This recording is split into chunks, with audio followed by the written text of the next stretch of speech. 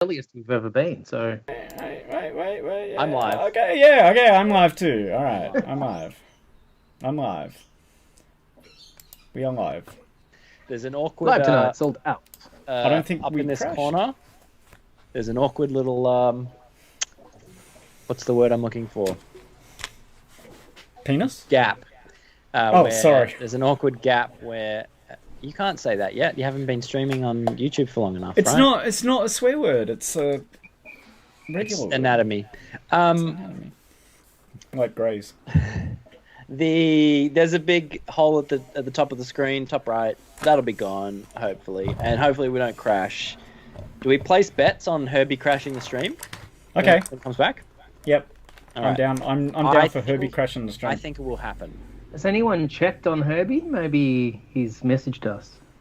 No, he's dealing with client people for a moment. Mine's not empty. Mine just shows warehouse Herbie's space. work desk, which I'm going to be really honest with you, is so much more cluttered and messy than mine, which is makes me unbelievably happy because usually that's my desk. Yeah. I don't want to show my desk. I've also positioned the camera at a height so that you can't see the floor of my house either. Yeah. It's, I tidy my desk before the streams now. This is not its natural habitat. Do you work from home? Yeah, I'm in the garage. Yeah. I'm another shed. Not quite a shed, but a garage. No, I mean for work. Oh, yeah. Sometimes and maybe I shouldn't say this on live stream, not that work people would ever watch this, but sometimes I'm in a meeting, but I'm at the work desk and I'm sanding, or, not doing heaps, but just doing little tiny things while I'm in a Zoom meeting or something. Here he is. Sorry.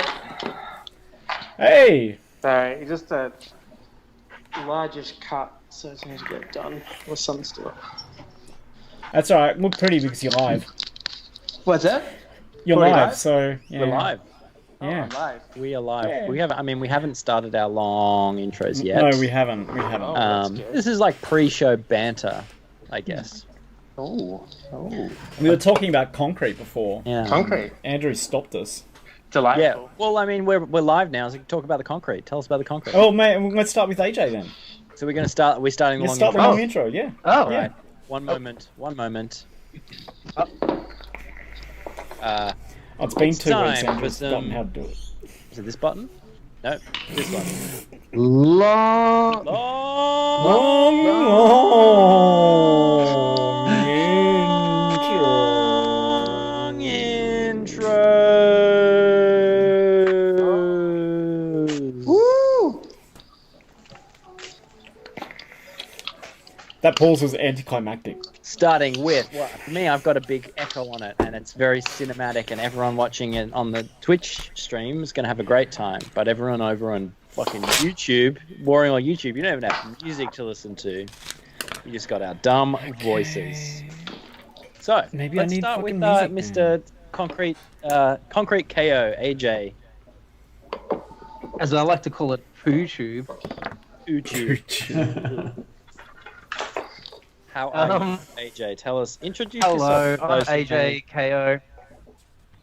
For all the people all the new fans, all our growing fan base that's coming along to watch our show every week. You might have remembered from last week I showed off this fancy glove mold I made of so this is just pinky cell that I brushed on to the original sculpt and then made a shell out of bandages. And I was going to pour some concrete. I think I said concrete, but I also said that I might do plaster. And I did plaster. And it worked. It worked really good. Nice. Yeah, it looks pretty sick. The advantage, So, the advantage reason- of plaster is that it's super cheap and it sets really quick. So I made 10 of these. I made 10 of these in 2 days. You to mess with your program. Whoa, do we hang up? oh, here's Herbie. Have I Did it crashed? crash? Have I Did it crash, Andrew? We are you crash? good. No. We are live. Oh, I was wrong. I was wrong. We were having bets, Herbie, on whether when you came back in the stream you'd crash Andrew's OBS. Yay! Hey, anyways, That's for you. AJ, on the concrete thing, right? So you can get an accelerator that'll set the concrete quicker. But I actually have a friend of mine, Will Coles, and he makes Man, concrete street art, right? And he has this it's like a ultra liquid nails, and he just makes casts of his pieces out of concrete, and he just sticks them around everywhere. And people try to steal them and shit and break them because they're trying to take them and all that kind of stuff. He's really rad, and his work's awesome. Will Coles. What's his I think it's just artist at name? Will Coles. Okay. That's his artist name. Yeah. Yeah, he's not like a fancy. So I am going to make some out of concrete, and I'll update you with how that works. But I wanted to get a few pieces out of the mold quickly. First, yeah. So that's why I made these ones out of plaster. So the problem with plaster, though, is that it's obviously not weatherproof whatsoever. So I can either seal it, but even if you seal plaster, it's still not going to last. We a were very, very also long time talking outside, before so these will have to be in pre-stream banter that I'm going to give you this talc as well, because I think that'll be pretty good too. So then you don't have to use a lot of resin. I can bulk out resin with talc, and then that should be that'll so I don't have to fill the whole thing. But also, if I rotocast that mold by hand as well, then I'll be able to reduce the amount of product that I'm using as well, because that's 1.6 liters to fill this guy up. To fill this mold up. So That's a lot of That's a concrete. lot. yeah, that's a lot of resin. That's going to be a lot of resin. It's going to be an expensive dude. I might do maybe like one in full clear. Yeah, I was just gonna say full just for clear. lols. Yeah, full clear looks so good. Yeah. Crystal. Just for shits and giggles, right? Yeah. Monzi's here. She wants to say goodnight to everybody. Hey, Monzi. Hi. Did they do a lance? Yeah, so that's where that at. Like I said, I managed to pull 10 of these in a couple of days without even really trying very hard because the plaster sets so quickly. But people, if I seal these, then people can put them, on their porches or, under verandas and things like that, and that'll be totally fine. And I'll paint those up. What are you gonna seal That'll be them? pretty nice. And I'll do some concrete know where ones, you and I'll live. do some resin ones, and we'll see if the mold lasts any longer than that. Interesting. But What was I'm that? getting you dropping in and out your video on my NDI Oh, hang on. stream. Let me. Oh, careful. Is that better? No, it might just be Oh, my fuck you. microphone. Is that better? No. Like your video keeps dropping in and out weirdly. Oh, really? Yeah, just through OBS. But hey, this is not a toy stream for you. It's not a toy stream. It's a experiment. A mad experiment. Well, now that we have, this. To go in and to just stay on theme because we're doing What's the Star theme? Wars theme. We're doing Star Wars tonight Oh, okay. because the exhibition. Oh, show Star you Wars the on the rated- tire. I have a spaceship. Where I'm at with We my got land speeder. rated. Hello, Just now. those Dottos. How are you? Wait, what? We've been raided. Hang on, I'm gonna raid Oh my town. god. Woohoo! Oh no. Rated during our intros. This is good. What are you hungry for? Kumquats. Why are you hungry? Ooh. A hunger. Love's illusion. Yeah. I recall. I really don't know love. Steak. We're all hungry for steak, and I want to eat it. What That's I want to beautiful. eat. Actually, I don't want to eat. I don't know love at all. This cookie is the only thing worth eating, and it's serenaded so beautifully by Andrew Woodgate. Thank you. I need to turn that echo. There we go. How was your stream, Elbow? Is that like tennis elbow? Elbow Dottos? Dototos? Elbows Dottos. I saw you were making something earlier today. What was that? Extreme.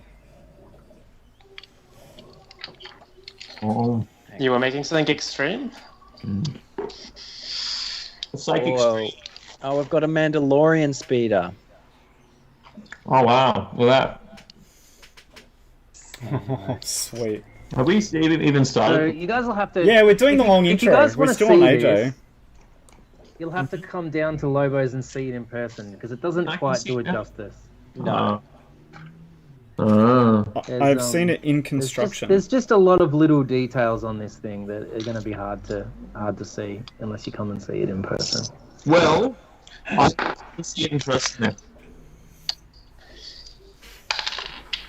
I'll come on Friday night to see it in person, in the Wait. flesh. Are you coming down to Melbourne again? Am I? Wait, what? I don't know. That would be awesome if you were. Oh, Elbows Daughters was restoring an old lamp with a Dremel and only put their mask on a little too late.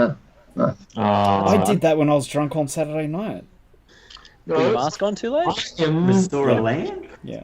So these guys who I've been working with these guys called the Quest Suppliers for quite some time, who have been selling my T-shirts, selling the role-playing game that I wrote, the Goblins of Zarth game, through their store online. It's pretty cool of them. And they've been selling my dice charms recently as well. So if you actually, the place you can always buy my dice charms at the moment is to go online to Quest Suppliers and get them through the store. But Are we on Herbie Flong intro now? We're officially. I feel like it. Yeah. I feel like it makes sense. Yeah. they have a stall at Melbourne Comic Con, and I said, "Well, hey, can I come down to Melbourne Comic Con and sit at your stall with you and sell my dice charms to the people?" And they Who said, are you? That sounds great. And so I'm going to be coming down. And I figure if I'm going to be coming down, I may as well come down on Friday Fuck yeah! Yes. Awesome. and Loving this. come hang out with you guys. Introduce yourself, Herbie. It's your turn on long intro. What? You guys? This is not a long intro. Yeah, we're in long intro. It's only been 25 minutes. We're on Yeah, 8 we were a minutes bit and late. 58 seconds. Yeah, What? And you're already at me? You have not. we're a bit late. Okay, whatever. Well, I am Herbert Peppard, aka Cephalopede, sometimes Tabletop Dynasties if you are into role-playing games, and I make dice charms and crazy fantasy figures and sometimes like crazy Hong Kong gangster figures and really whatever I want. And I did a bunch of other things, and last week I took a break from making toys and made other toys. Toys that weren't intended to be sold, and that's why you can look at my table, and anyone who might know about the refuse that's on my table might recognize not just sculpting, there's also We were talking about that just before and saying how proud I was that my table doesn't look like that tonight when usually it's my table that looks like that. Well, I've been like jury rigging some shit. It's left over from the tank construction that I was doing last week, but this week, this is basically the same. I'm in the same place that I was when we first did our first stream over 10 streams ago now, and I think this is stream 12 or 13, yeah, to be honest. I'm on a blank canvas, and I'm like, I've got this Sculpey that I'm getting ready to make into something, and I have an idea of what I want to make. So you guys who have all just joined us, and the people who have come in, not just Andrew's hype man. And Hey, did you fix that little tool I gave you, Herbie? I did fix it. Works fine. Works fine. Right. Yeah. And now I don't know what to make, so please, I'm open to suggestions. Anyone get any ideas? We've got a theme, we've got a style at a time. Who wants to see something made on this stream right here, right now, on our show? What do you want to make? You tell me. Is this like improv sculpting? Improv sculpting. It's interactive. It's Yeah. extremely interactive. Someone give me a job. It's not going to happen real fast. It's going to happen. We're going to workshop. What about a mini lizard person in the shape of an iconic Japanese a mini, like a D&D lizard man, but with like kind of a little hint of an iconic large Japanese lizard creature. You can't bait it. You're not allowed to bait it. I'm not baiting anything. This is my suggestion. I'm saying lizard. I'm saying a lizard person. I want to see a footballer on smelling salts. Yeah. Okay. Cool. Well, I'm gonna go with a hybrid at the moment. This guy, American footballer? an oil baron. Different timeline. Is that me? Is he talking about me? Am I the oil baron? I think you're the oil baron's son. Oh my god. Yes. Grandson, sorry. Yeah. No, I've got my pointy hair on and my triggers. So I'm caricaturing myself. But I'm the son, right? Does that mean I'm petulant? Tell me more. Tell me more. Footballer doesn't Footballer matter. doesn't matter. Confrontation. Sorry, man. Just joking around. No, Yeah. I love the idea, but footballers in like gridiron, like in the whole shebang, Real with football. pads and everything. Whoa, football. That kind of football. You mean like make something with sketch? Real football. All right. So lizard and Googles. Make something with scales and goggles. Internet. We have the internet. Oh, like a Blood Bowl. Hey, like a Blood Bowl. Like a Blood Bowl. Herbie, like a Blood yeah. Bowl character. Oh yeah. Yeah. I think the lizard. I'm going to compromise on the lizard, guys, and I'm going to make a troglodyte. Oh yeah. Okay. Yep. Troglodyte. Shoulder pads. One You of need my shoulder pads. favorite underground Dungeons and Dragons beasties. They're basically like lizards. The lizard version of a naked mole rat. Cute. With shoulder pads. I With shoulder loved pads. playing kobolds in Dungeons and Dragons. You could do a little. Kobolds are great. Could do They're a like, they're like yeah, the Dungeons and Dragons kobolds are like they're like smaller lizard people or like baby dragon kind of guys. Yeah, a little bit. Bab drags. not quite Dragonborn. They're not unlike the fucking. I only found out the other day because I don't play World of Warcraft, right? But I had discovered the other day that World of Warcraft kobolds are weird, fleshy pink things, and they're strange. And they got these big googly eyes. And I never really played World of Warcraft. I played a shitload of EverQuest, but never. And then when World of Warcraft came out, I was like, yeah, I like EverQuest. Just seemed cartoony. Can we do a nerd alert, please? Don't drop the knife on your foot. I'm worried for your OH&S practices, elbow dots. Oh god, I keep pushing the wrong button. Elbows dotos. I am just imagining you, elbow dots, as like you're in a Mexican wrestling mask and you're taking out the trash, and the trash is just all of the retail in the knife shop that you work in, and so it's almost impossible to not draw knives on the ground. Matthew Willard fan, this is the Gobble Demon. I accidentally turned it off for you. I'm sorry. Aww. This Well, little I'm Gobble glad Demon to running across the hear. screen. I'm glad to hear that we're going to see you this weekend, Herbie. Me too. Me too. We're also doing a super exciting thing where we're starting to engage with the Fortress in Melbourne about maybe running some freeform role-playing games down there. Ooh, oh. Where is that? It's in the city, right? Yeah, it's right in the city. It's a big gamer cafe. And another friend of mine, Oh, I know the place. Ben Byrne, who Yeah. who is Melbourne GM, he runs all of the Dungeons and Dragons games there, coordinates all the GMs to run the Dungeons and Dragons games that you can jump in and play there. Is it Adventurers League? Sorry? Is it Adventurers League? League. It's Dungeons and Flagons is what it's called. Dungeons Sweet. and Flagons. Yeah, and you can go and drunk and eat food and Nice. learn to play Dungeons and Dragons. Is the Sounds audio rad. choppy for everyone in the stream? It's Or fine for me. Yes. It's fine. I can hear everyone. Can you hear I me? mean, saying this? viewers at home? Oh, viewers at Is it home. everyone's microphones, or is it just Herbie's that's sort of a bit choppy? Encoding overloaded. Herbie being- Considering turning on videos. This fella. Okay. Can you hear my cookie? Oh, Except for me, yeah, it's because I've got that sweet interface hookup, baby. Hopefully it sticks up a bit. Okay, I think yours did seem more choppy than everyone else's. Herbie. Herbie's is always a little choppy. Speaking of choppy, Mm-hmm. Oh yeah? Mr. Irakanji Toys, tell us about yourself. How did I get choppy? Oh, yours, because in the same way that for you, mine's choppy. Oh. I think it's the whole because you're. Fletch, you should just be lucky you got remembered, mate. I know. I just keep getting forgotten. Is Yeah, Windows hi. choppy? Is it because I changed everything to network? Maybe You can swap back if the it wasn't video's working for always you. choppy. That's because we live in Australia and we have shit internet. Don't even get us started on the NBN. Yeah, we've got like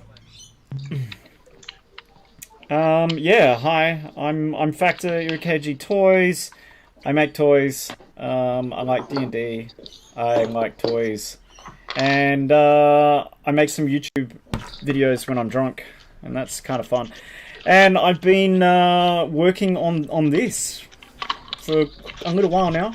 stopped working on it while we were doing the exhibition, and now it's in the final stages, and now we're in the I don't know what the fuck I'm doing stage, which is basically what model painting is. So I'll probably be asking Herbert some questions here and there, but really I'm just going to do shit and fuck it up. I have a piece of foam. Apparently this is what I need to do weathering. I don't know, I'll watch YouTube. Look, worst case scenario, I arrive first thing Friday morning, I can come and give you an emergency paint job. I like the sound of that. I want an emergency paint job. I'm gonna see how it goes. Like, I'm just gonna dirty it up. Like, it's, you know, I keep telling myself that this thing doesn't have to be perfect and it's supposed to be a bit munted and screwed up, and I need to embrace that. I need to, like, let go of having things. The colors are looking nice, man. You just need to throw some non oil on that shit. I don't have any of that stuff. Go to the Games Workshop, buy some non oil. It's too late. Is that a wash? Yeah, it's a nice wash. Or when you make your own wash, use medium to make your wash and put it. I made some wash, but it's shit. It's really bad. Did you use medium, like artist medium? I think I do have some artist medium. So it should be like 1 part water, 1 part pigment, generally ink.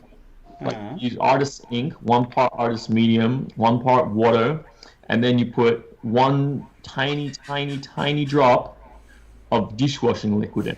This is just golden paint, a bit of golden paint, water, and a tiny bit of dishwashing liquid.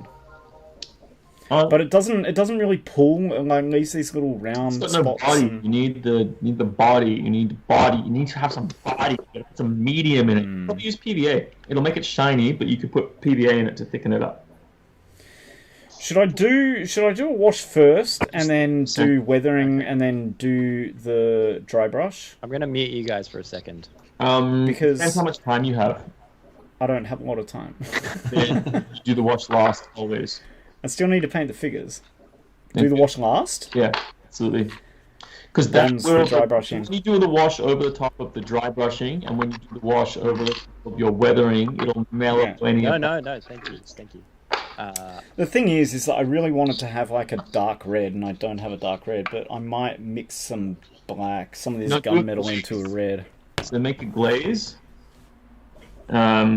which is just if you thin down. So take whatever red you're using. What type of red are you using? Is it? They've got this one, but I've run out of this red. This red that I used, I'm out. It's all gone. So I've got another red. You could glaze it with a brown or even a blue, actually. Oh, I've got some Vallejo blue. Yeah. Alrighty. Can I get a mic check from AJ? Hello, mic check. 1 2 1 2. Mic check. From. Ooh, thank you. I've rerouted the audio, so hopefully it works a bit better. Whoa. I changed the stream name. That was dumb. Not really. You changed the stream name. Oh, I changed this. I keep feeling that you know, because I need to when I'm streaming, I sometimes change. 1 2 help. 1 2. Mic check. Long story. I need to change the name of the stream. Thank you. I've rerouted. I keep feeling that. Make that smoother. It should just be how I hear you guys now. Okay. Save us, elbows dotos. But I could be wrong about that. You said you'd let us know. Oh, I accidentally opened up some software I don't want to open. No.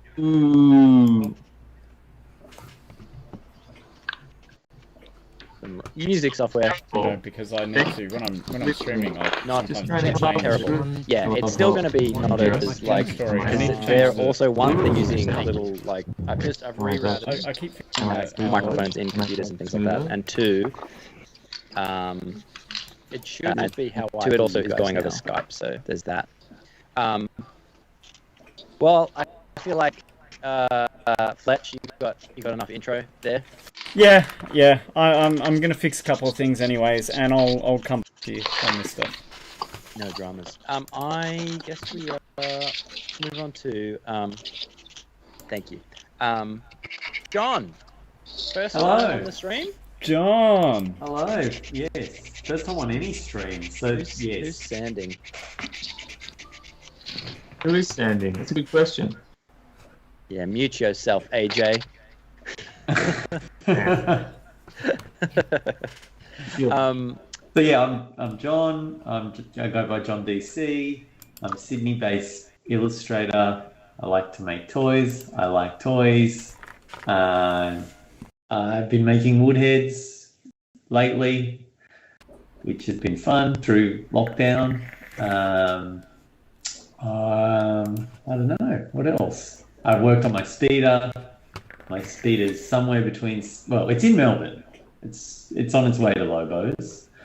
I don't Your know. speeder? Tell us about your speeder. Explain that a bit more.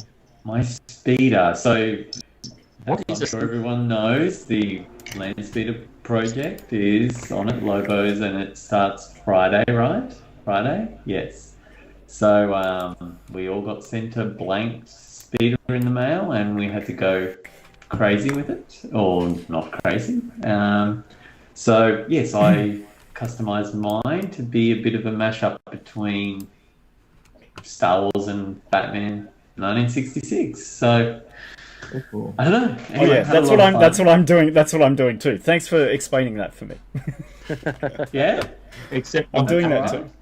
It was Right. good to explain it. I don't know. Anyway, yeah, I'm a little bit dusty because yesterday and Saturday was Sydney Oz Comic Con, Ah, yeah. which I had a table at, and it was exhausting after being very out of practice, talking to people and being social and all that kind of stuff.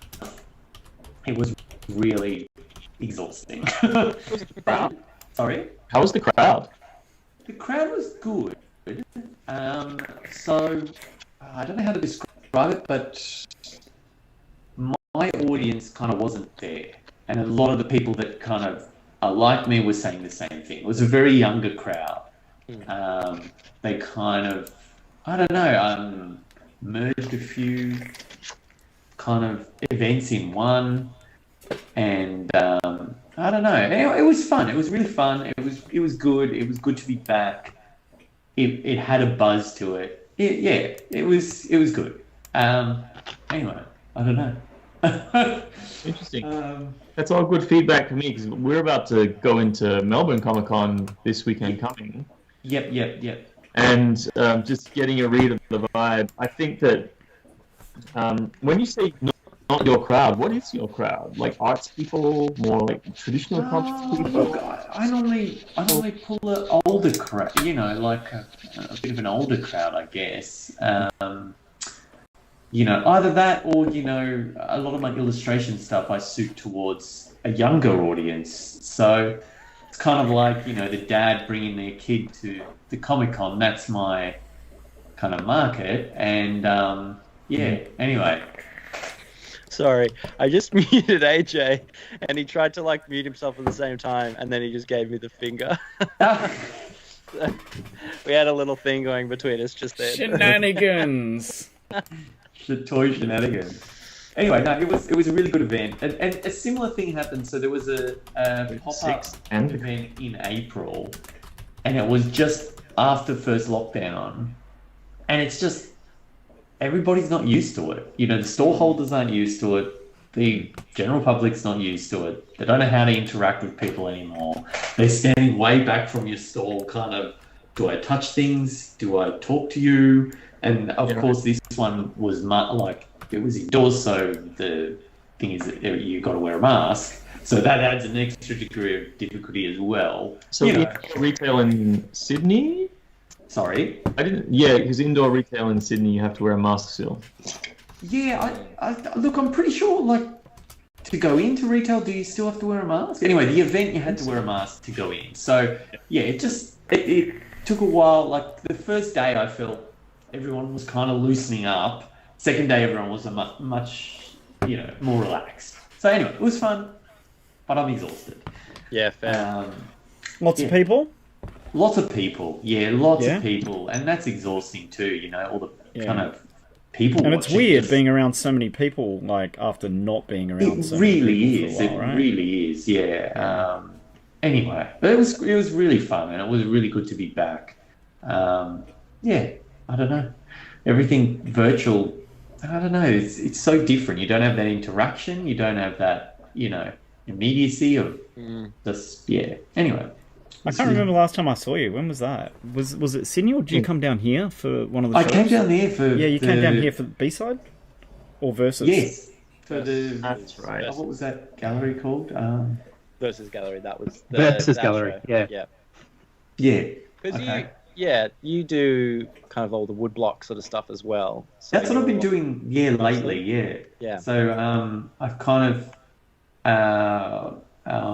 in a lot of group shows in America with Gallery 1988, and they kind of do pop culture or anniversary, or certain movies got an anniversary, or they pick a year, and I got a bunch of prints from them. Hey, they do some really nice prints. They're got a few of their fantastic to prints. deal with. Anyway, and that's been a real godsend. But it's just this Discord, like, I don't know, they're halfway around the globe.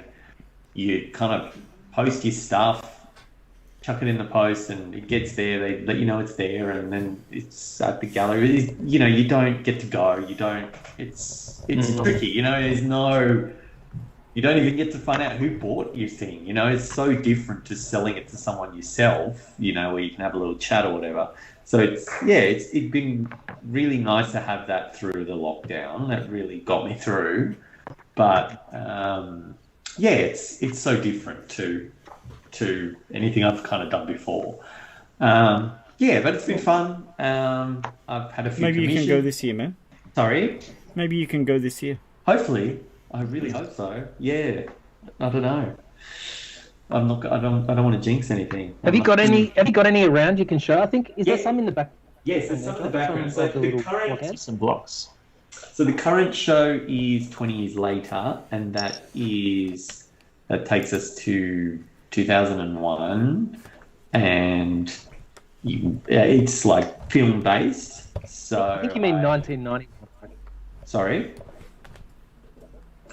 You mean 1991, surely? No, sadly I don't. What? Anyway, so I chose the film Lord of the Rings, and I made Gandalf and Balrog woodheads. So my woodheads are like this. So I generally make 2 of every one, because mixing the paint is the most time-consuming part, and to use a tiny drop of paint.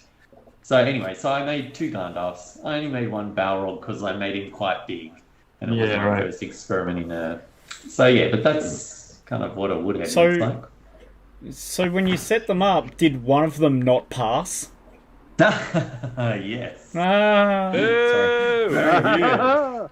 Very good. We're talking about some yeah. of John's toys. He does woodblock toys. Yeah. Like, can you share that one again, John? Yeah. We talked about John GC Cullen showing off some of his woodhead toys that he's made. This is ham hunt. I've had a few commissions through that too, which has been really fun, and I don't know. That's really rewarding. That's So kind of because you're interacting more with the You had a persons. commission, Willy Wonka themed one, right? Yeah. So again, another one of the shows was the 50th anniversary of Wonka. And I did a piece that was Wonka and Oompa Loompa, and I sent it for the show, and it sold. And then the following Monday, I got an email from a guy called Paris, who was the child actor who played Mike TV, and he said, "Oh, I missed out on it. They look awesome. Could you make me a set?" And that was fantastic. Yeah. I've never had anything like that happen. So that was really, really fun. Very cool. He was lovely to deal with. You made him a little mini Mike TV. I made him a mini Mike TV, which was, I had to.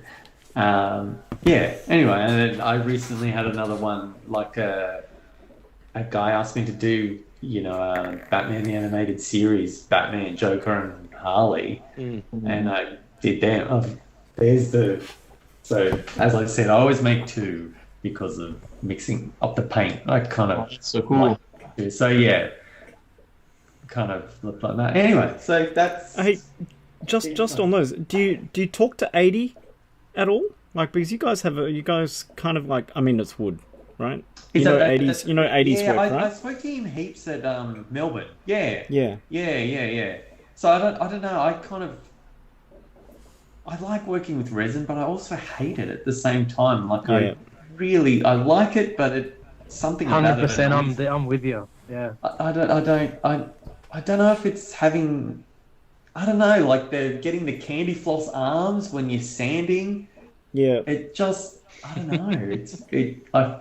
I love it, but I also really find it difficult. It's different. Yeah. Anyway, and then I always kind of really like those, those German Christmas ornaments that are, I love them. And I always kind of, and I know there's so many people do those, like the Bushka doll thing, that style of thing. And anyway, I don't know. I was just kind of trying to think of something like that. And I like working with wood, and it paints really nice too. Yeah. Hamhunter, how many wooden toys you make for each toy? Hamhunter was asking how many wooden toys do you make? I kind of generally make 2 of each one, like purely because I love mixing paint and Do you keep the mixing the second right one? color and everything, but it just seems so pointless making 1, so I make 2. And it also, like, if I'm sending one off, then I've got one here. So you keep one as like an artist proof. Kind of, yeah, pretty much, yeah. That And means you can photograph it, and you can do that thing of doing like a whole photo of them, together. Anyway, one for the archives. That's the major advantage of resin. Even though it is a really annoying medium to work with, you can make like lots and lots and lots of copies of something very easily. Very quickly, Sure can. Yep. It's also, I think I also need to up my mold game, so there's less less cleanup. That's the. Well, you're in Sydney. I'm in Sydney. I said this to Nick as well, but come hang out for a day. Yeah. Let's have a mold making session. I'm gonna order some more silicon anyway. So the barns that's local to us shut down. I can no longer just go to buy like fucking silicon or resin or stuff like that. So I have to order it all now, which is super annoying on short notice. I was gonna try and get one more toy out before I went down to Melbourne Comic Con this week, but I just don't have the turnaround time to order the silicon and make the mold. And wait for it to show up. Yeah. Anyway, that's my long intro. I don't know. Anyway, I thought Good it was long gonna be intro. a That bit was short. good. You're totally getting into the swing of You things. got the handkerchief thing. Okay, First good. time I'm here, and you smashed the long intro out of the park. It's Matt's turn. Yeah. Now you're on the spot, man. Matt. Who the heck are you and what are you doing here? Mr. Matt Williams. Well, You're muted. you're muted. I can unmute you. I can't hear you. And I'll let you. I can't hear you. Okay. There we go. There we go. Hey, functional. I'm a nobody, kind of. I have Sorry, a Matt. toys. Sorry to interrupt No. you. Someone's let the mad gorilla out, and he's causing a ruckus. So Who's causing a ruckus? yeah. Wow. Wait, what? Oh no, there it is. All right, yeah, it's getting crazy. What happened?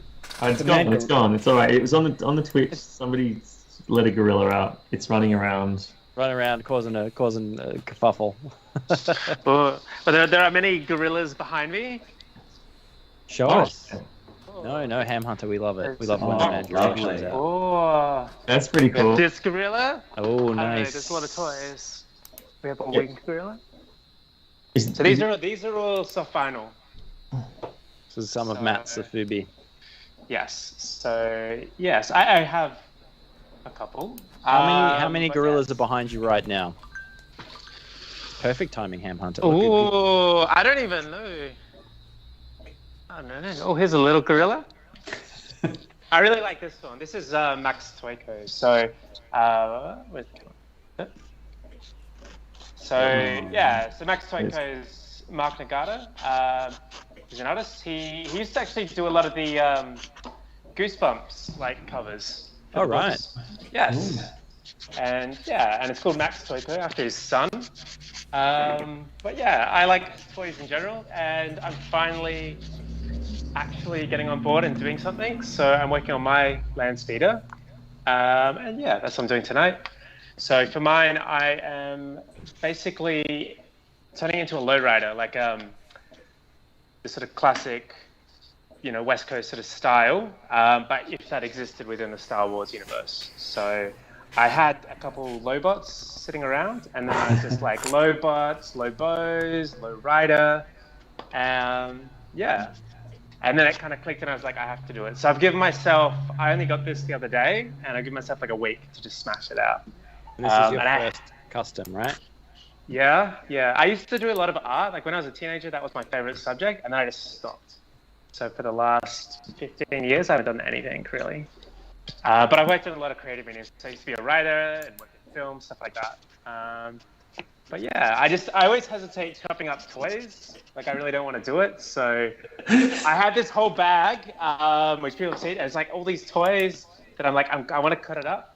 But then I'm just like, show us the bits. Oh, I don't have the bag's not next to me, but Go get it. there's a bunch of Ninja Turtles in there, stuff like that. Okay. Like missing limbs. They're already I was like, wondering how you'd go with that, because it's a jump, to go from I love toys to I'm gonna I'm gonna murder them. Yeah, I'm gonna murder them.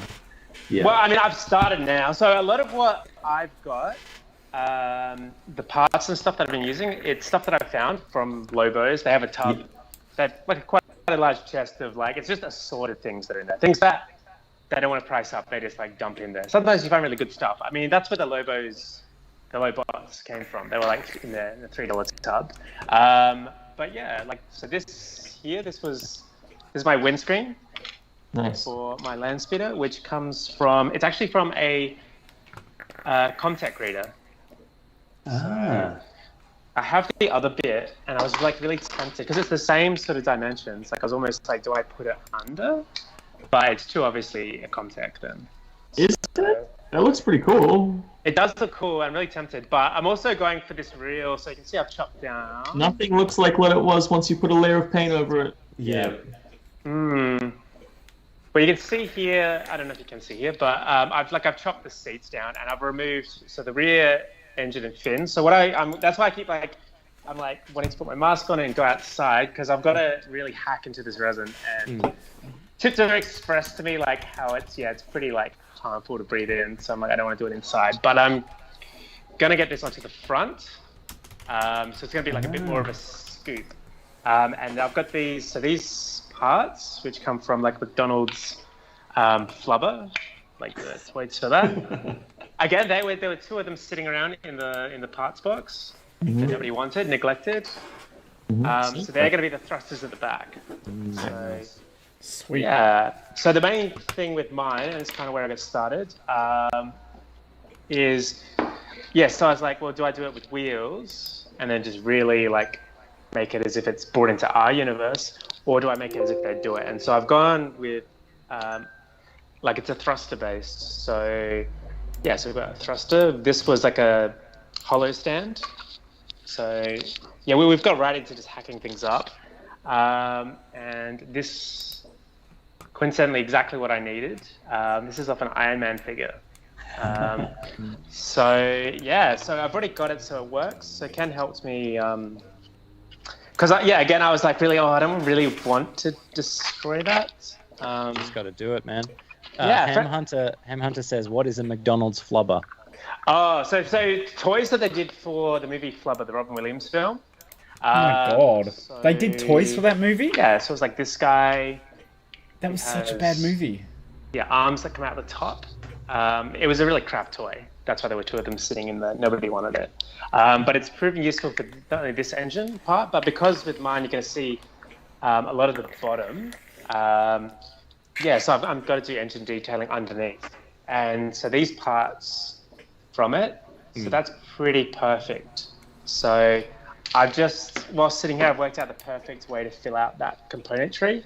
And that's why I'm really eager and excited. So I'm going to... so many things to show you. I will show you this bit first, because this is the fun stuff.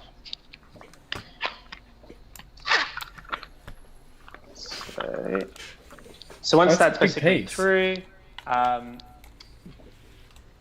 Yeah, cool. This isn't done properly just yet, but I'll have to sort of screw it into so you can't even see it. I'll have to get a proper piece of wood. I've got like mirror so you can see underneath. Nice. Yeah, and then it can suspend. So, and then yeah, you've got the mirror so you'll be able to see. Cool, and it actually floats underneath. off at the back. That's awesome. Yeah, so there's a little bit of clearance, and then yeah, you can see me in the mirror, but yeah, you'll be able to see underneath. So because of that, I've got to build a full engine bay underneath. That's great. Yeah. So I don't know, it's all kind of just coming together, and I think having that restriction of basically, yeah, like parts that I've come across in a tub of stuff that people's like, this is junk. It's like, okay, well, I can kind of hack into it now. So, and it's going together really well. So I just need to. The only thing that's maybe a challenge for me that I can see is, so I really would ideally want to get this painted like a lowrider, so really that candy sort of paint and pinstriping. So the best way I find to do that candy coat kind of stuff is to give it a chrome, just paint it chrome completely, and then get a clear glossy, like red or blue or whatever over the top. Yeah. Okay. So because then like using like a metallic red doesn't really give you that same kind of pop as if you go base silver. Same with like metallic yellow looks way better if you go for like that gold kind of Iron Man. Like if you want to paint like an Iron Man kind of colorway, it's better to do a base coat of silver and then get a clear glossy coat over the top. So right. So the guy that I had that at the last show, the hoodie guy who had the chrome head, that was like silver base with the red, just transparent red over the top to like, and it really popped and had that kind of candy coat thing to it. Right. So like, what sort of red paint was it that you were using? I've used a Mr. Hobby or something like that, and then airbrushed it on, or sometimes hand brushed it on. I reckon you'd be able to get a clear from one of those hobby stores, a clear aerosol red. If you go to as well, if you just go to any graffiti spray paint shop, they have translucent cans that you can get in most colors. Oh yeah, like okay. Yeah, or you maybe can try doing. export paints that also are semi-translucent. Yeah. They're not deliberately semi-translucent; they just are. Yeah. Well, I just I think that's what I'm gonna have to do then. I just that's the bit I'm really like. That's always been not my strongest thing. I used to like when I was younger, like I would get Warhammer, and I had no interest in playing, and it was just like it was all about just putting things together. And I used to get like Space Orcs on my jam, and it was because you could just take anything and just be like, yes, they've rated this and they've customized this. But I when I was younger, I used to rush it a bit. I used to be like, I just want to paint this real fast. Instead of taking time like this, I want to get it real, just smooth. So I'm gonna do the mad reveal for a second here. I'll turn off my chroma key. Ooh. Oh my god! What? He's broken the fourth wall. Ooh. And reveal. Why don't you just have that in the background in the first place? You place? didn't need to turn the chroma key off to do that. Why don't you just have that in the background as your background? Oh, because it's all. Oh yeah, because you want to. Yeah. Toy artists are real artists these days. People who play Warhammer have like a stigma.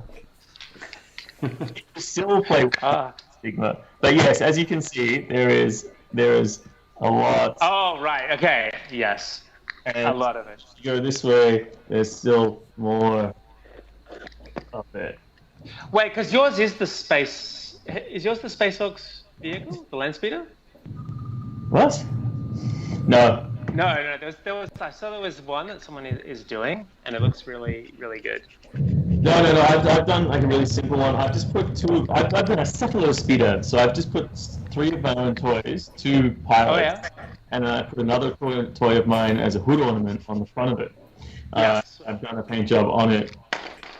And I've done it kind of in a similar position. I made the one piece of Warhammer that I used the tail from like a Tyranid Hive Tyrant for the gear shift.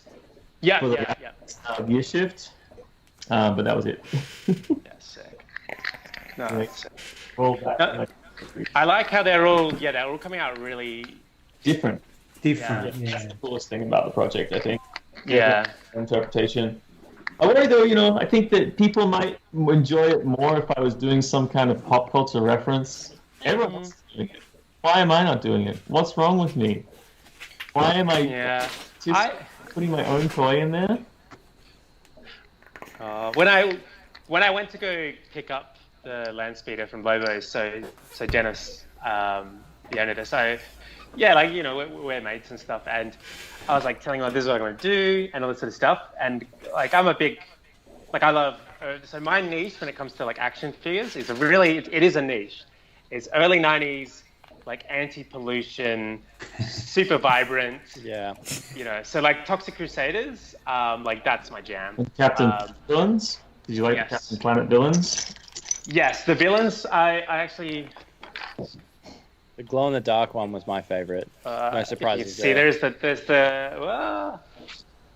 copter up there with the old Duke Nukem. Oh yeah. The heroes don't really have time for, but yeah, and if you can probably guess as well, purple, kind of my color. So there's a few things that are purple. You'll like my speeder then. My speeder is purple and acid pink. Acid pink. Oh, that's the outside. Green and purple. I don't know.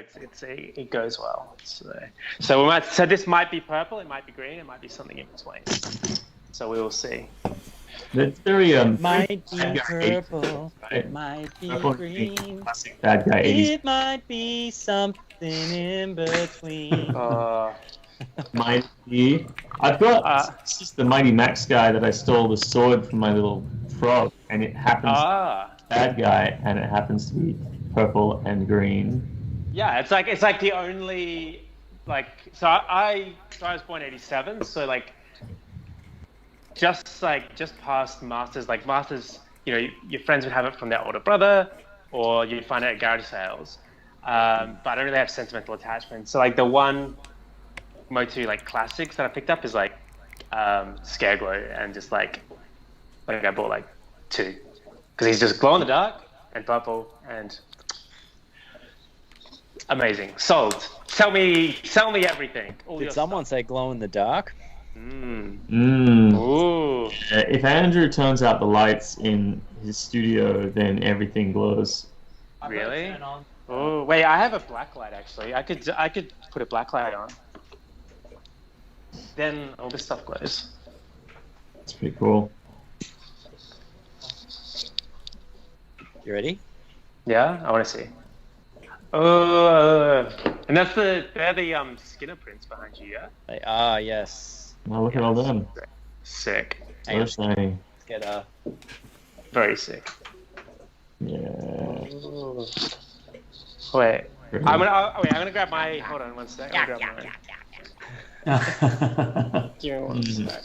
Did anyone watch? Hunter wants to know if anyone watched the new Motu show on Netflix. Yeah. Yeah, I liked it. I like it. Yeah, I haven't watched it. And I enjoy it. did you watch the 3D, the more kiddie one as well, the 3D one? No, I haven't watched that one yet. That was actually really good too. They really changed up the story, but it was good. It was worth watching. What was this, Cowboy Bebop? No, Masters of the Universe, He-Man. He-Man. Yeah. I mean, it's funny, see? Because, I've seen She-Ra, and that was amazing. That was really good too. That was lovely. I've seen, I've seen the new in League of Legends one, Arcane. Oh, I've just started watching that today. And that's yeah. The thing is, it's doing the same thing so in the She-Ra cartoon and in the He-Man cartoon, they're trying to explore your gender diversity and relationships from semi-serious standpoint. They're trying to sort of modernize it all to a degree and bring it to the fore. But the thing is that in those films, they're like these guys who are dealing with guys and girls, people who are dealing with old franchises that belong to people of a past generation. Yeah. Trying to tell stories to the kids of today, and there's no fucking connection there. We're past like 25 minutes or whatever. We demonetized already anyway. Probably Fletch swore early. It's fine. Yeah. But like the thing is with Arcane is if these kids grew up with Arcane, and now you're getting like world-class writers getting their hands on the franchise and doing like telling the same, if not better, if not similar stories. I think they're almost identical to stories that are being told, to be honest. It's just that they're taking so much from all over the place and bringing it together, and it's the stories that it's much more identifiable for kids these days because it's the thing that they grew up with. It's their stories, you know. They see it as their stories. It's not their parents' stories or their grandparents' stories. It's suddenly draws all of these concepts into the now, into things that they give a shit about. Who gives a shit about fucking He-Man? Who gives a shit about She-Ra? And She-Ra was amazing, but you know, there's a difference between watching something for nostalgia purposes and watching something because it's good. And in this case, you're hitting both in a more contemporary context in Arcane. And I'm not saying Arcane is the best thing ever made. I'm just saying that it's now. And it's pretty good. Same things, but it's saying them like now in the voices that the kids can kind of relate to. That the kids can relate to. But it's worked for other franchises, Herbie. So I mean, you know, our theme is Star Wars, and you look at how it's working for that. They're bringing new, like, and I think that they started with things like Clone Wars, the cartoon series and stuff like that. It started out, first season was aimed at kiddies. They eventually morphed it, and now people kind of grew up with a bit of like the older, you know, like 20s and stuff. They grew up with Clone Wars, the cartoon, and now they're bringing that into things like The Mandalorian and having characters and stuff like that. I think that's been a really good example of a franchise taking that old IP and...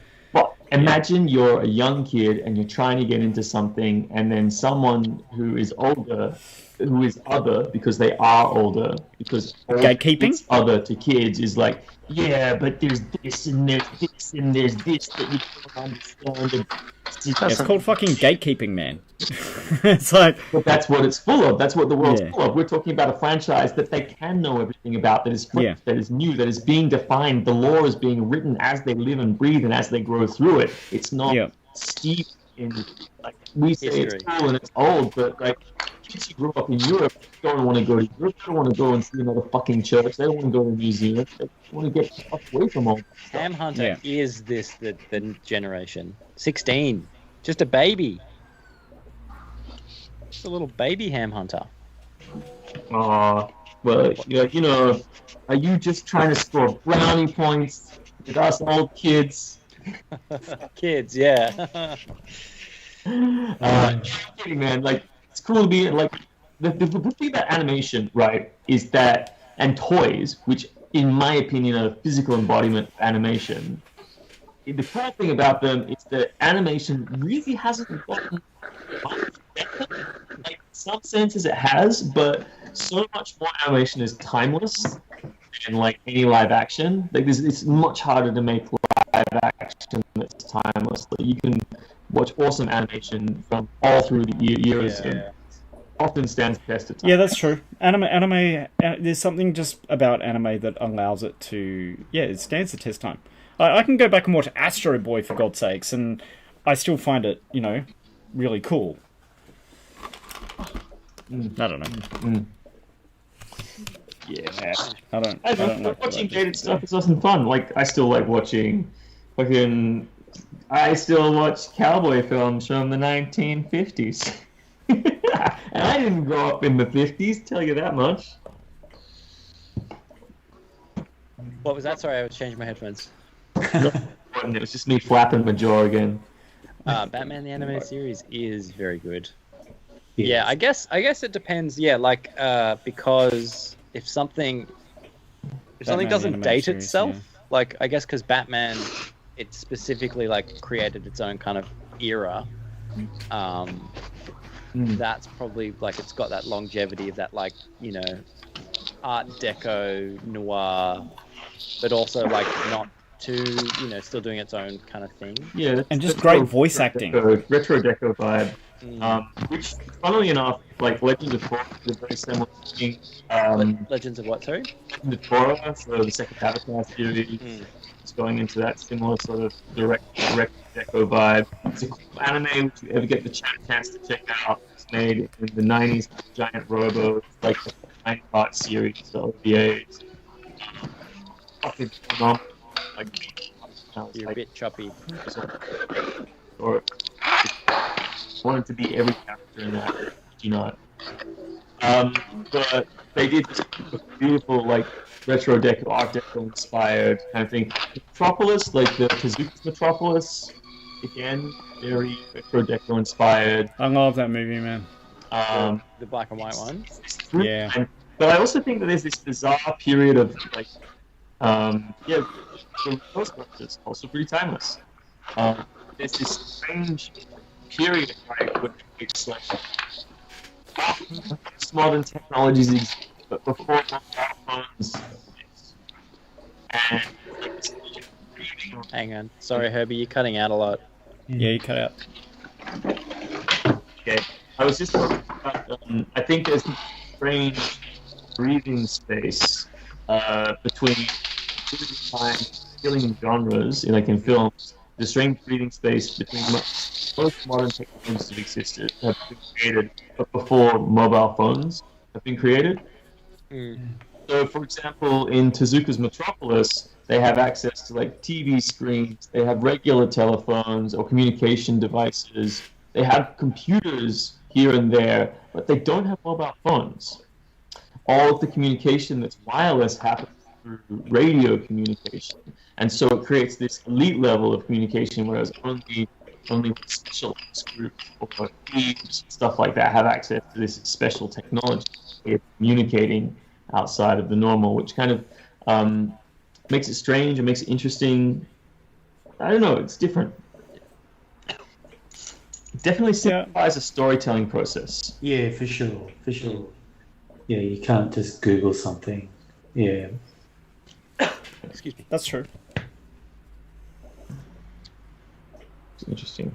And that's my 2 cents worth. Well, let's talk. Let's have a question. I got a question because I wasn't about so. you know, we got Land Speeder Project. I want to know what everybody's first encounter or experience was with Star Wars.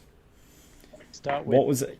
I Like- can easily go first. Mine is the toys. I had not seen a Star Wars movie, and I was a really animated. Like I only liked to watch animated stuff as a kid, and so I missed the first 2 movies. I probably would have been old enough to watch it, but I wasn't really interested in watching live action stuff at all. I only like watching cartoons, but the toys were everywhere. And that's my first introduction to Star Wars. You know, I had a 3PO, the one that you could pull apart and put in the little... Oh yeah, that one was awesome. And then I think my nana got me the what's his name, Max Rebo, the 3 set of The Rebo band? Yeah, the band. I had no I idea got who one. these guys were, you know. But anyway, that was my introduction to Star Wars. Was the toys. It wasn't. I don't know. Did we ever get droids here? The show, like I don't. We ever did. Remember Yes, we seeing did. that. Yeah, we did. And I had some of the droid figures. Yeah, okay. I don't know, it missed me completely. Like, I never saw that as a show. I don't know. So, yeah, that's my introduction to Star Wars. I didn't really watch it again until the, 90s re-releases and all that stuff.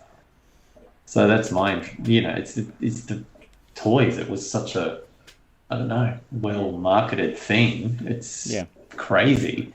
Crazy to think that, what it's spawned since, because really a movie, I don't know, a movie, science fiction movie with that deeper toy line, there's no there's nothing prior that works like that. Really, there's no example. Yeah. No.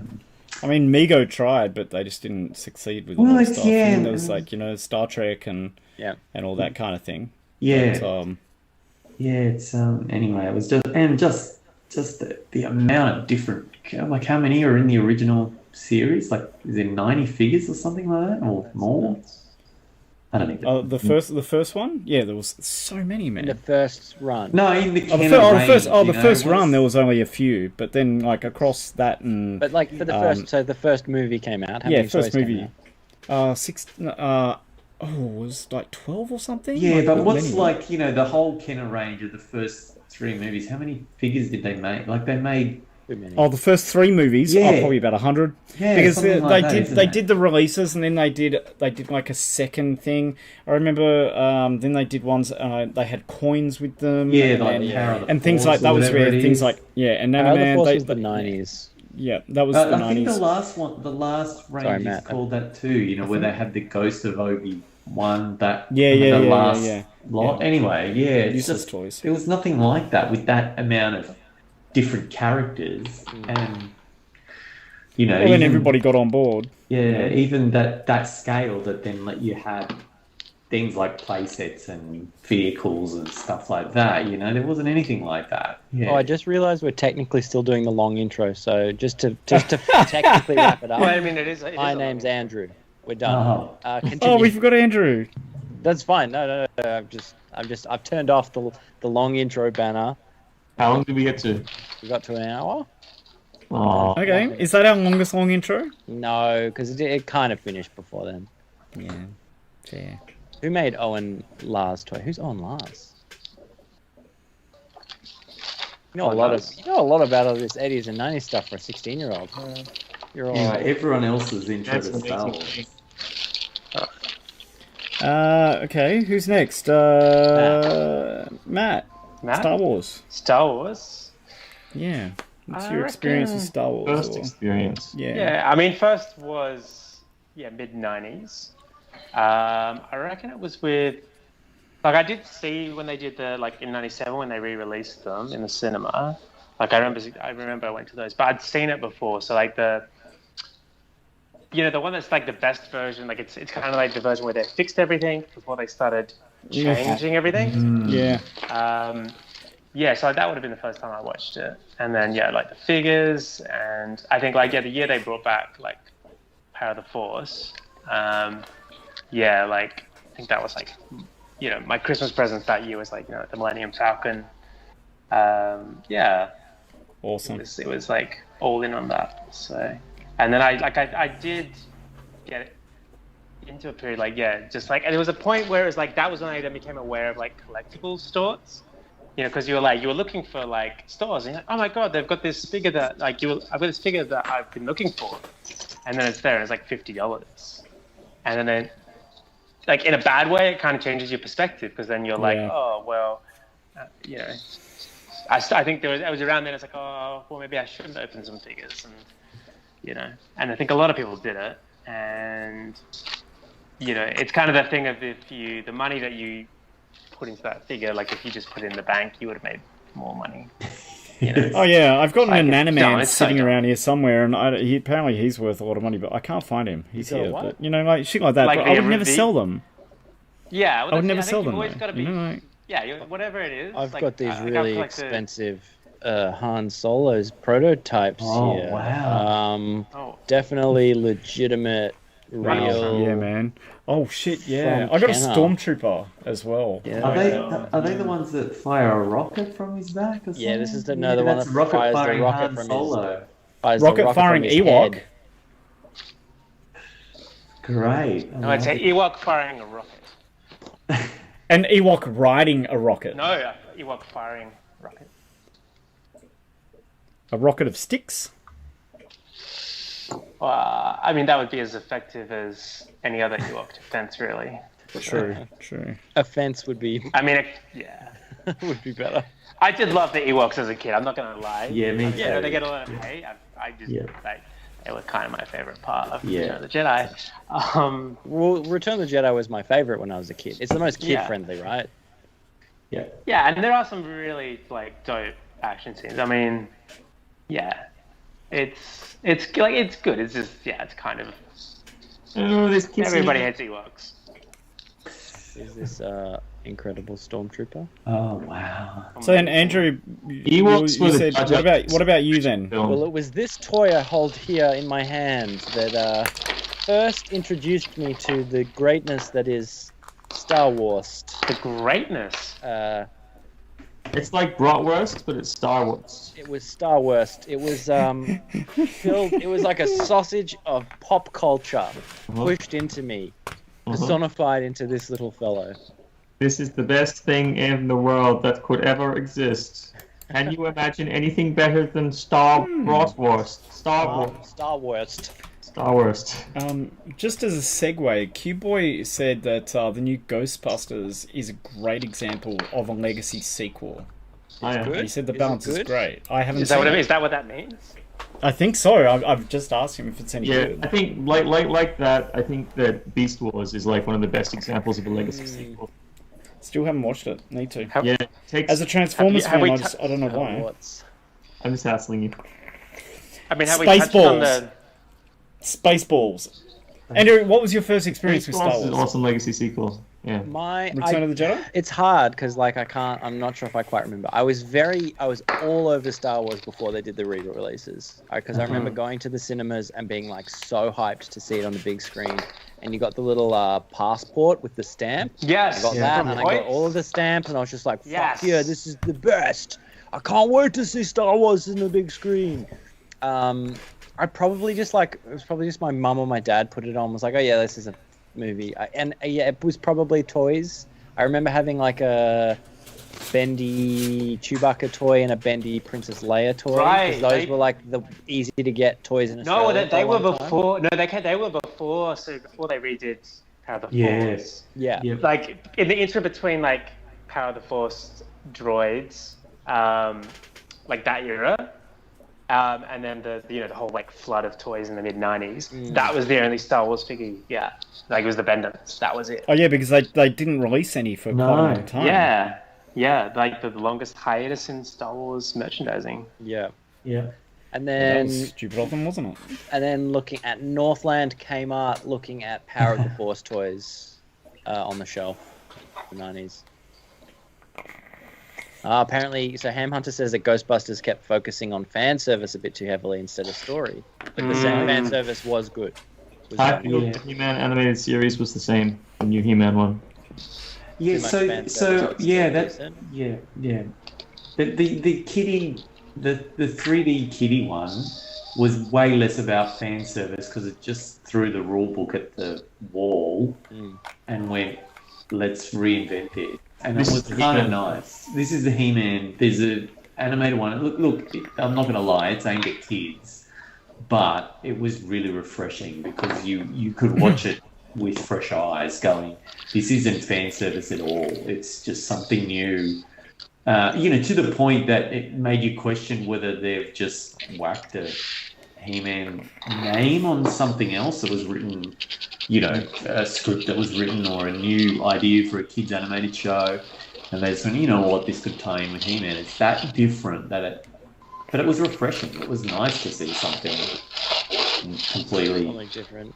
Yeah. But was it aided by the fact that it was He-Man, or do you think it was? I don't think so. I think Sorry. it would have been a cool show. Matt, if I'm it just was going to mute you. Sorry.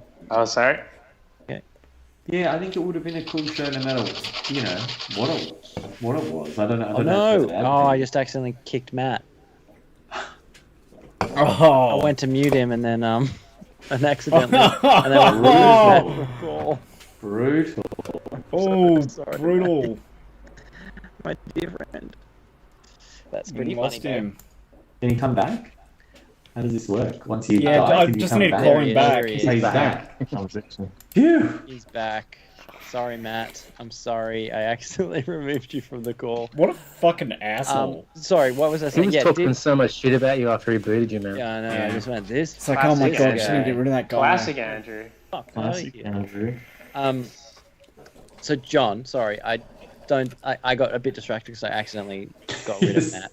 But Yeah, no, did I like- did it was it enhanced by the fact that it was He-Man? I don't think it was, and I think a It lot would of have been better if it wasn't He-Man.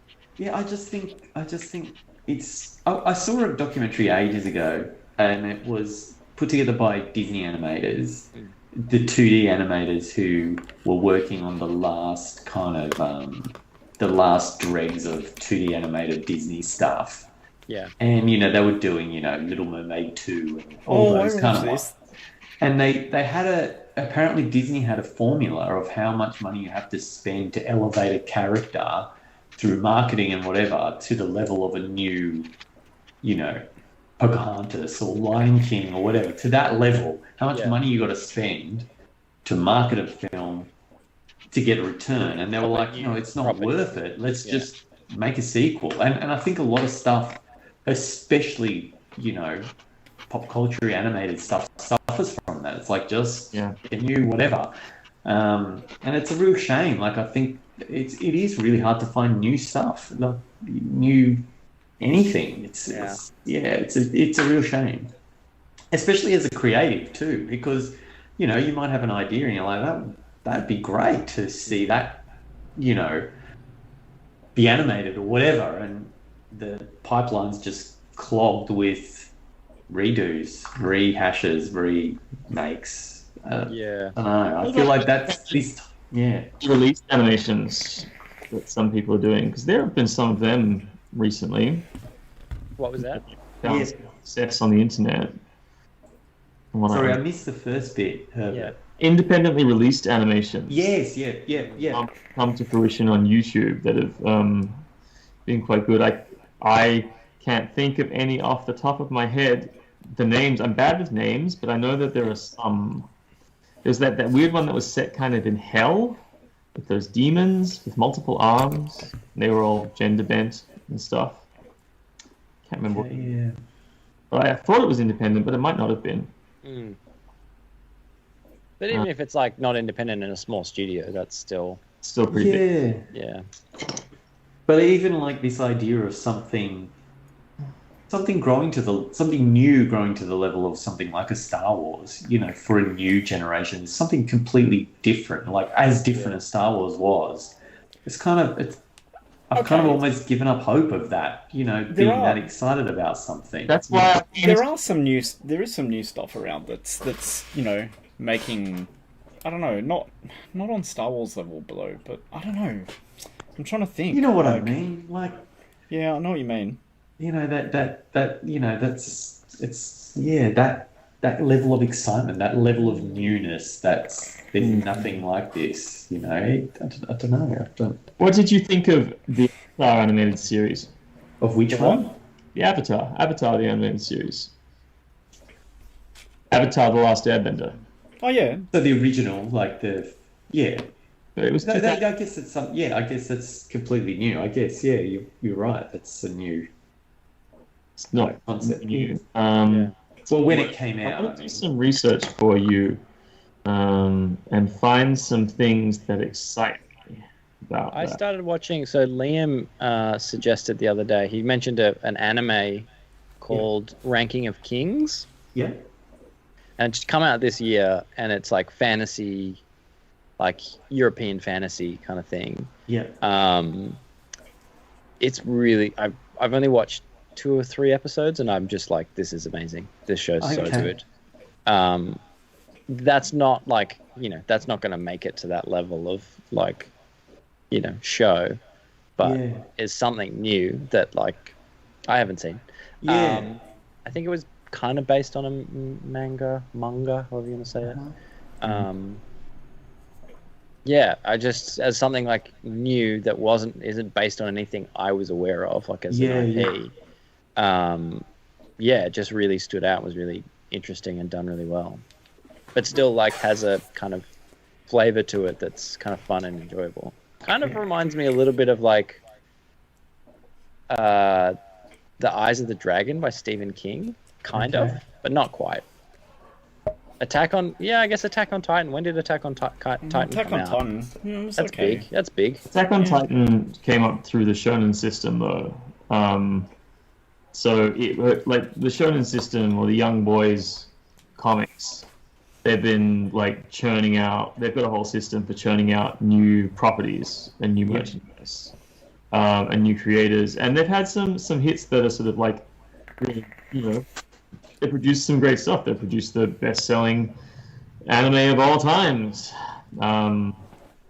We are about to see. I don't know if anyone's watched the new series of JoJo's Bizarre Adventure that's out called Stone Ocean, but that's... I haven't watched it yet, but I've heard it's pretty good. Yeah, I mean, JoJo's Bizarre Adventure is just a remarkably unique concept. It has a lot of remarkably unique ideas, but it just gets better as it keeps going, which is interesting. And it creates I don't know, it's definitely it's a look inside somebody's mind, as opposed to like so many other anime that are influenced so obviously by like Japanese cultural propaganda and ideologies that they're trying to push, and or based so heavily on like the school system. Like you can tell there's actually some depth of experience in the writer's world. I feel like it's the same way with like the woman who wrote Ranma 1/2 and Inuyasha and Invader Lum. I think she's the wealthiest woman in Japan, but she's created like lots of really, really amazing anime. But yeah, I don't know. Ham Hunter says, by new, do you mean revolutionary? Because Star Wars was that kind of new. Like at the time, it was just such a cultural phenomenon. Yeah. It was a cultural phenomenon, but it was also like so many things. It was pulling on the zeitgeist of a lot of different ideas that were on the edge of breaking into the West at the time. Yeah. Yeah. And I'm not saying that it didn't do it better than all of those things, but like so many things that break into the mainstream, it's more about a single individual or a group of individuals who just harness aspects of the collective consciousness to sort of, and they're in a position where they've got the backing of studios and can push forward with an idea. Because, I mean, there's not much else that George Lucas did that was very good after Star Wars. And even, let's be honest, I think there's lots of Star Wars that's not very good. And there is lots. There is. But people have made alternate versions of the ones that are not very good. Like, so the Phantom Edit. Where I'm not exclusively talking about the first three films. I'm No, talking about no. even the. I mean the prequels. I mean even in like the originals, it's all like. In the originals, yeah, there's some garbage in there. Absolutely. And it's Some fun and I garbage like writing. it, but yeah, exactly. It's schlocky and it's not. Who like, were we high up art. to with first Star Wars experience? Herbie, did AJ, yours? I haven't heard from AJ. AJ? AJ, yeah. I've been fighting Andrew over the mute button because I'm sanding. Star Wars. I honestly can say I can't remember. I think I'm not old enough to have seen the original ones in the cinema when they came out. But there were definitely the first ones that came out in the 70s and early 80s. But they were definitely around when I was a kid, so I would have been really, really, really young. I reckon 4 or 5 years old when I saw them, and it would have been on either TV or on VHS tape or something like that. But I do remember just like the cultural phenomenon of it just being fucking everywhere. Like I had toys, I had Star Wars bed sheets, I had like those like read along audio cassette tape. Yeah. just like all the random stuff was around. Like Anybody ever listen to the BBC radio show version of Star Wars and Empire and Jedi? I started to listen to I it didn't know that recently, existed. but I haven't listened to it yet. I always wish that the movies had all the in-depth storyline because they just go into detail and all that kind of stuff. It was so great. And Did somebody say audio cassettes?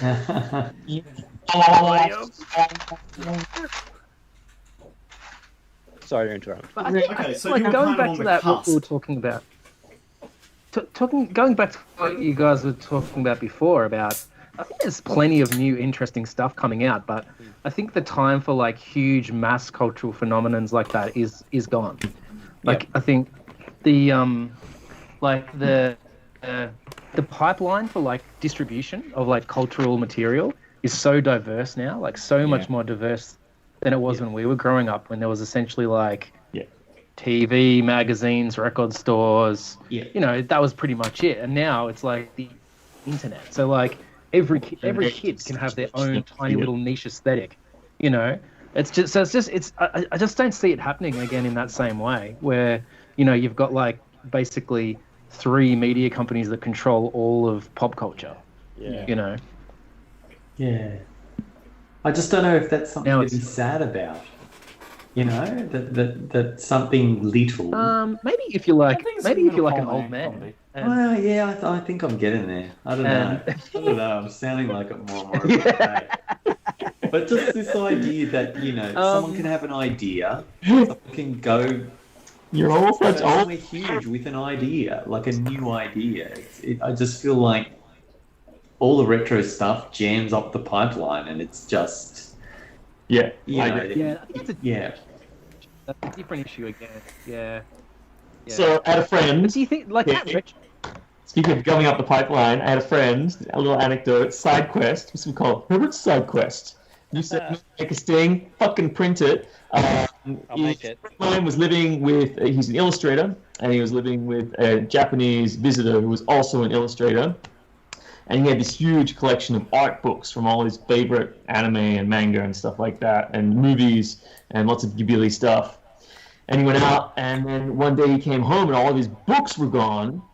And he turned to his Japanese flatmate, and he said, "What happened to all my books?" And he said, "Yeah, I burnt them all, because you need to be a purist and come up with your own style. This influence is corrupting you." And he obviously flipped his shit, but you know. Side quest done. Side quest. I'll make it. Cool. I just want to segue to get some Herbie advice here. Hey Herbie. So I did a glaze with blue, and I fucking hate it now. So but I want. I'm just gonna dry brush this now. But I don't. I'm kind of stuck. I'm thinking of. Look at that. You get a bit of cloth. And it's too late. Dried. Water and wipe it where you don't like it. Keep it in grooves. It's too warm. It dried. Yeah, influence is how creative. What is it? It's acrylic, right? Yeah. Just do it. Rub it hard. I tried. Didn't come off. Work quickly. Get a wet cloth. No. Get some acetone. Go crazy. Well, it is Mr. Hobby, so, you know... But alcohol? Use some of your alcohol. I do have alcohol wipes, but then I'm worried that I'm going to rub off the upper layer off. Do rub gently. Rub gently. Blend. Don't remove. Rub it gently? Yeah, rub it gently. I mean, it's not bad. I mean, it's dirtied up, which is pretty much what I wanted, right? Like, you don't have to rub the other red. I don't know right. if you can see this. Oh, I can see it. Do you have any red left? You don't have any red at all? Not that red, no. Can you mix like some solvent inside of the container that the red was in to try and make? I will show you. I already did. Right. I might be able to get a little bit. You mean just wash it back over? Just need highlights. So I might be able to get a little bit. Yeah, that's not bad. I might be able to get a little bit out of it. Yeah. Okay. So you mean just like kind of like wash it back over? Not over the whole thing. You don't need overall coverage. Just the high. Yeah. Just the peaks, not the valleys. The peaks. Define the peaks. Yeah. All right. Yeah. Fair call. All right. Thank you. No worries. What were we segueing away from? I don't know. I'm sorry, guys. We're talking about where the kids these days are wrong. Someone else's Star Wars experience. Yeah, first Star Wars experience. Yeah. We were talking about. John was talking. Oh shit. Oh, I don't know. I'm lost. It's alright. That's our usual stream. No, I think I was saying about like the kind of like rehashing nostalgia stuff. Yeah, that's pretty much for our generation, right? Yeah. It is, but I don't. No, nostalgia is always nostalgia every generation. You reckon? Yeah. You reckon like when our parents were our age? No, but in terms of like that intense pop culture rebooting kind of culture that's going on at the moment. No, Gen X. I mean, they're not. Gen Xers love it. The generation Yeah, like what? that's being targeted is always the either children whose parents will spend the money on the produce, or the old middle-aged older people who have enough money.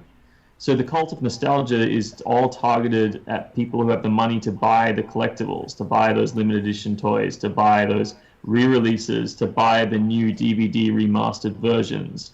That's nostalgia. Or there's the kid stuff, like the He-Man kid stuff, where it's like, it's Masters of the Universe, and the kids aimed at kids. It throws everything out the window, so it's going to speak to the kids, and the kids will like it, but the parents will feel safe in purchasing that for their kids because they know what it's all about. Yeah. And so they're doing like a double layer of marketing on that. Yeah. It helps that the people who are... Yeah, and it gets that nostalgia for the parents as well, so they're happy to run out and buy it for their kids. I mean, Pokemon are still doing it, right? I mean, they've been what, probably three generations now? Yeah. But they've never been away, though. You know, there's never been like even Star Wars. There's been a time, like we were saying before, where there was no Star Wars merch.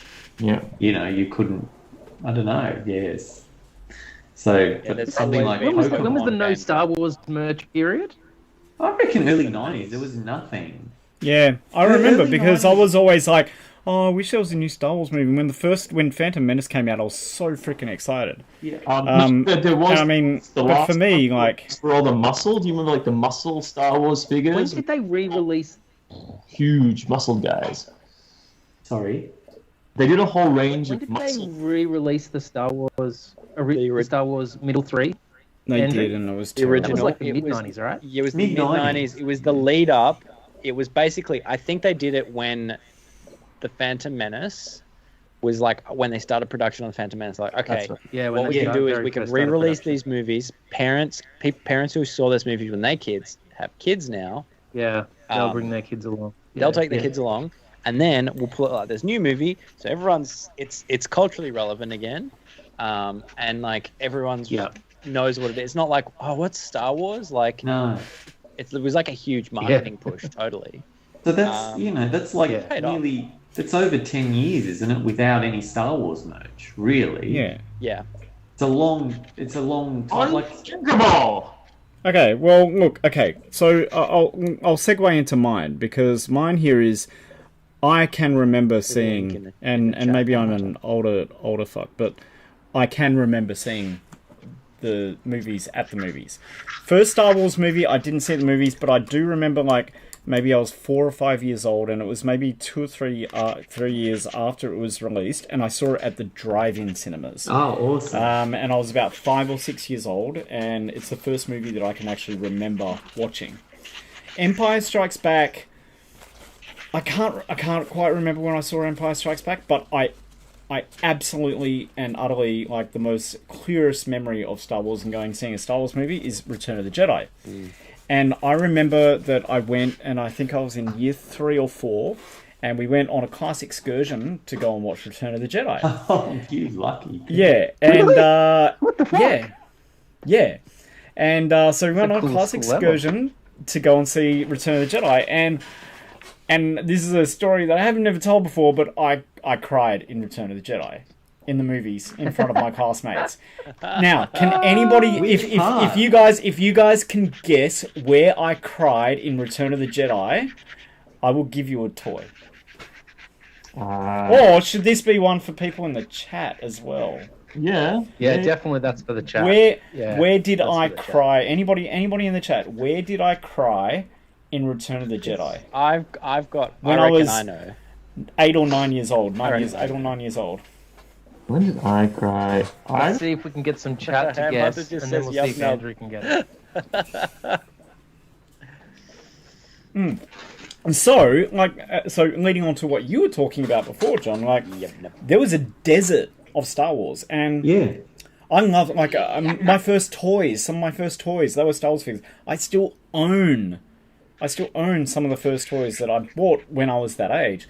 And then it kind of ducked out, and that's when I got into Transformers. But when the new movies and that came out, I was so excited, because for years and years and years, I was always like, you'd always heard stories about, the Clone Wars and how it was episode 4, and we're like, dude, what happened in the first 3 episodes? Yeah, Like, what's the who are rest these of it? people and all this shit? And I was one of those people. I'm like, I want it so bad.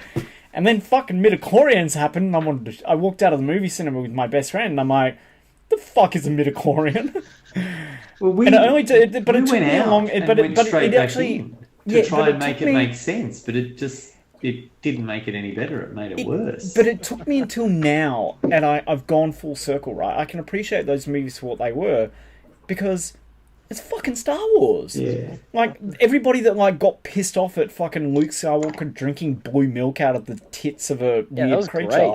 I'm like, everybody's like, oh no, fuck this. I'm like, dude, that's actually just fucking Star Wars. That's Star Wars. Right, That's- and so I kind of came full circle. And although they are not my favourite movies, I think that those 3 movies, if you watch Clone Wars, Rebels, and Mandalorian, those 3, especially the last fucking season of Clone Wars, where the last 3 episodes run in parallel to Revenge of the Sith, right?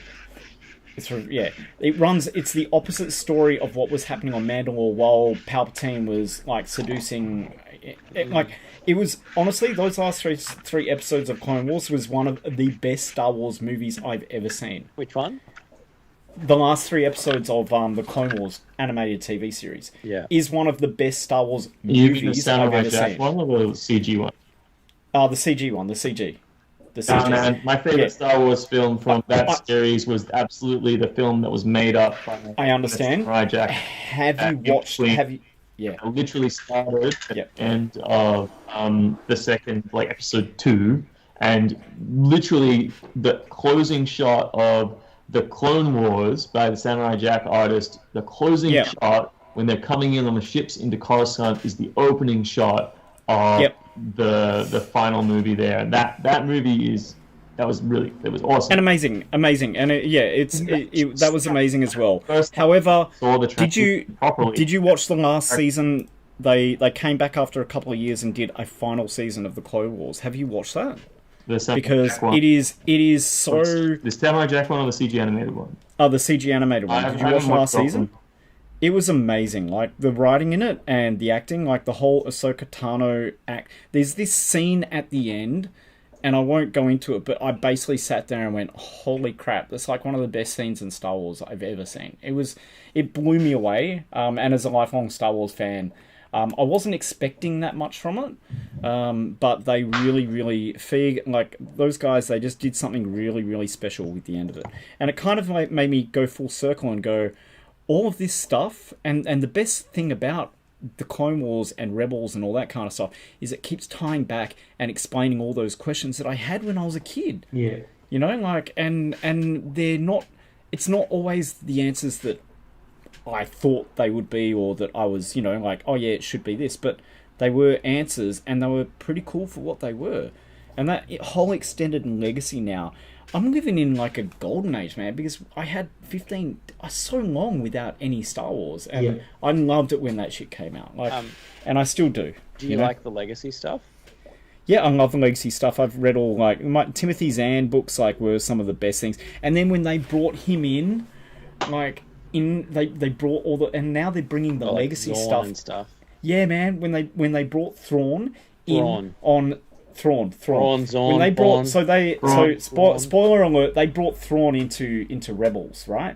And it was amazing. And he's going to be in the new. I reckon he'll be in the new Ahsoka TV show, right? So they haven't discarded it. They've discarded the storyline, but all of the plots and ideas and that they're like there's so much stuff in the Mandalorian that's coming from the extended universe. And if you're a big extended universe, Well, anyways. That's my nerd. That's my nerd. My full If geekdom. we're talking extended universe, I have some fun Andrew trivia, which is that my sister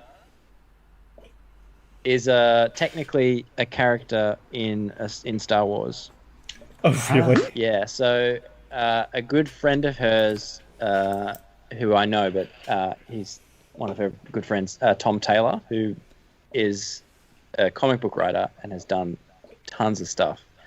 He wrote a bunch of Star Wars comics for Dark Horse, and he put a character in one. There was a planet he Which named. I have all the Dark Horse comics. I think he did a lot of the Boba Fett stuff. Boba Fett. Yeah. Yep. I absolutely have. There was all a of those. character based on her and her friend Simon in it, and so they kind of her likeness was used.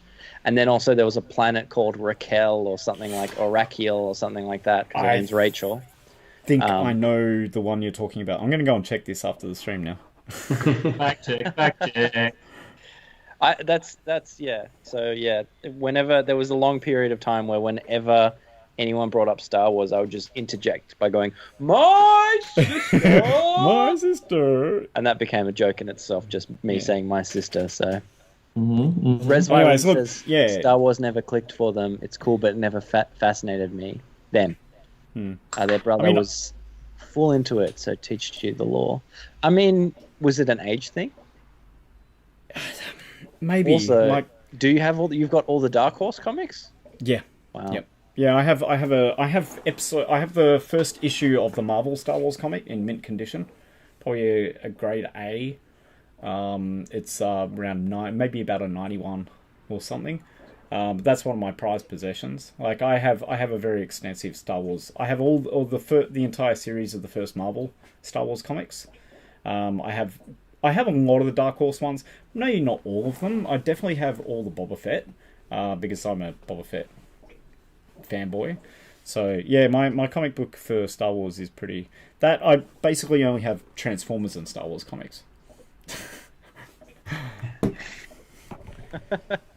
Herbie, yeah, that worked. Thanks. Good. Nice. Yeah. I'm happier now that I can knock it back, actually. Yeah, just pick up those highlights. And now you've got some grades. Like, this is the thing. With all the paint you're doing in your toys, you're just building up layers. That's why I said about time. If you've got time, you do a wash, you let it dry, you do some highlights, you do a glaze, you build up 3 or 4 layers of glaze, you do grades, you know. They're always the best way to... Like, so speed painting, there's a technique called speed painting, where you start from always a black base. Yeah. Or if you're my friend, you do the Andrew trick, but what he'll do is he'll do a chrome base, and then he'll do a black base, which will make the black pop, and then everything on top of the black will also additionally pop. So when you're speed painting, if you want to do it like super poppy, you do chrome, black, and then you build layers up, and you think about it like minimizing the areas. So you're like, I've got an arm, or I've got a surface area, it's all black, and then I go to color on, but I just fill inside of what the black lines are, and I imagine there are black lines, and I fill inside of that, and then another color that's slightly lighter, and I fill inside of that color. And you do glaze up, and then pop the highlights on, and then finally one wash over everything to blend all those layers together. So actually, I mixed it with the Mr. Hobby leveling thinner, so it's actually kind of like almost knocking the red back to, because this has a silver undercoat, because I wanted to do what AJ had suggested and get a bit of sandpaper and scratch through to the base coat. Yeah. So it's almost knocking it back when I'm doing it and putting this on. It's got the red in it, but it's almost knocking it back to the silver, and it's like really, so I can actually highlight. Well, that's what you want, though. It's like it's like the car's scraped. At that stage. I haven't done that yet. I figured I'd do that probably just before I do the dry brushing, but I'm really curious to see if I can get some of that sandpaper and knock it back to the silver undercoat. And Hunter says there's an Evangelion Transformers comic. An Evangelion Transformers comic? Yeah. Sounds like a very bizarre crossover. It was a crossover. There are a whole bunch of Transformers. My favourite crossovers, obviously, was the G.I. Joe vs. Transformers crossover comics. Who wins? Spoiler alert. We do, the fans. Well, obviously, Joe's and the Autobots, but, you know. It's Cobra and the Decepticons versus Joe's and the Autobots. Sorry, Matt.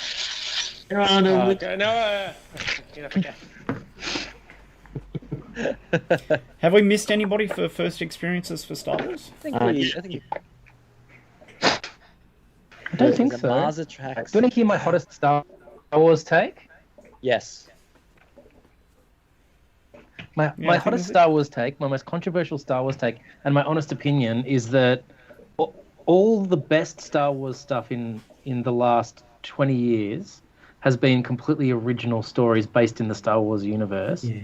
And everything that's gone wrong with the Star Wars in the last 20 years has been trying to revive characters that they need to just put to sleep permanently. Oh God, don't say that because I'm so nervous for Book of Boba Fett. Yeah, I'm nervous. I'm nervous. I'm really nervous about it. You know, like I really about? thought I was really hopeful. I was really hopeful that at the end of the sequel that they were going to finally be able to put those characters to bed. Yeah. You go, okay, that's done. We've got 9 movies, and now we've got this whole universe we can play in. We can write some really cool original stories, and then the next fucking thing Disney does is bring Boba Fett back to life. Yeah. It's just like, why do you need to do that? You didn't need to totally. do that. There's so many stories you can tell. I also love that like Boba Fett just doesn't have a lot of like plot to him outside of the movies. I mean, within the movies. I mean, outside of well, technically, like he did have a lot of plot, and then it's all been retconned, and now it's like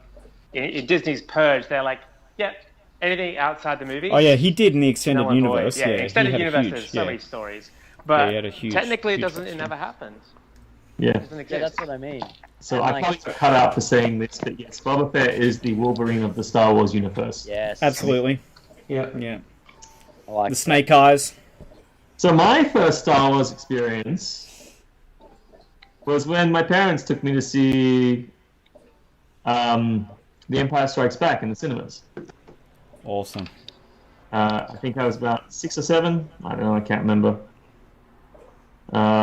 But yeah, I thought it was pretty good. I still liked He-Man a lot. And it wasn't long before I kind of discovered G.I. Joes, and Star Wars figures seemed really lame. because they were so much more articulated. Yeah. Also, the comics were better. You know, they dealt with real issues about real people, not bullshit. Space issues about space people. Yeah, and also, you know, I've been watching like Astro Boy and like real issues like Snake Eyes, you know, Master Ninja, Destro with the silver thing. Yeah. So I don't know. It was really, definitely. I thought it was really great. I loved it. I loved the scene when Luke got his hand cut off. That was particularly awesome. Yeah. What else? I think my favorite part of that movie is actually when Luke is just hanging out on the bottom of Cloud City, just hanging from the tower, just crying in frustration like a child who has no understanding. We have a kitty attack. Kitty attack! I don't know what that is. I still think Empire is the best movie, but the second best Star Wars movie is Rogue One. Yeah, for sure. Rogue One. Yeah, I like Rogue One. I thought it was fun. So freaking good. That blew me away. That was, and I had so much hope for all those like independent movies and that. After seeing that, I'm like, oh my god! And then Han Solo came out, and I cried. But by the same token, it was still just like another. It was just another Star Wars film based on it had to exist within it had to reference you had to have Darth Vader come in at the end, blah blah blah, and like you need to have your ATs, and it's like I think it was a good balance. It was a good balance of fan service. Like but it was still an original. It was a good story, and the fact that they all freaking died at the end, like that's not a hopeful story. Yeah, that was a big risk for them to take, to kill all of the main characters. Except isn't like Cassian coming back? He's getting a TV show. Yeah, he's not coming back, but it's a prequel, so it's not. It's before he dies, so he's gonna fucking die. My stance is, I saw The Last Jedi, hated it, and then I've not watched anything since. I don't know if you can see this, but that's a K2SO on my leg. I like K2SO is dope. Yeah, K2SO is like one of the best droids in the Star Wars universes. Wait, show it again. Show it again. My favorite Star Wars film is The Wrath of Khan. It's upside down. That's recent. No, that's like three. I got this maybe for my birthday about. No, Wrath of Khan's made in the 80s. Yeah, but I gave him a lightsaber, so. I think Andrew and I actually became friends over K2SO. I think that was a big part of our origins of our friendship. Yeah, the action figure, and we were like when I didn't know you, and we were like chatting, and then it was like, yeah, it's such a dope figure, you gotta get it. It is a great figure. It's a great figure. It's my favorite Star Wars toy, like hands down, unequivocally. You guys remember the That Black story I was Series telling you about me and Tipta talking to the young kid about Jar Jar Binks? And the new series had just come out, and we were talking about how much we hated Jar Jar Binks.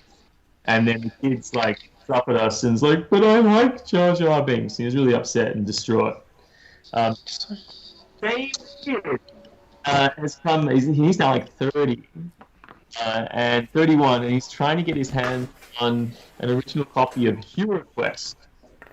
Oh, that's a bit hard. It's not, I don't know. I don't think it should be too hard. It's expensive, is the only thing. Wait, well, I found a copy for under $200 on eBay that was almost complete, and I said, "Look, I'll put in $50 towards it if you guys pay the rest, because it's for his birthday." So his mum is trying to get it for him, and his mum was the one who actually asked me.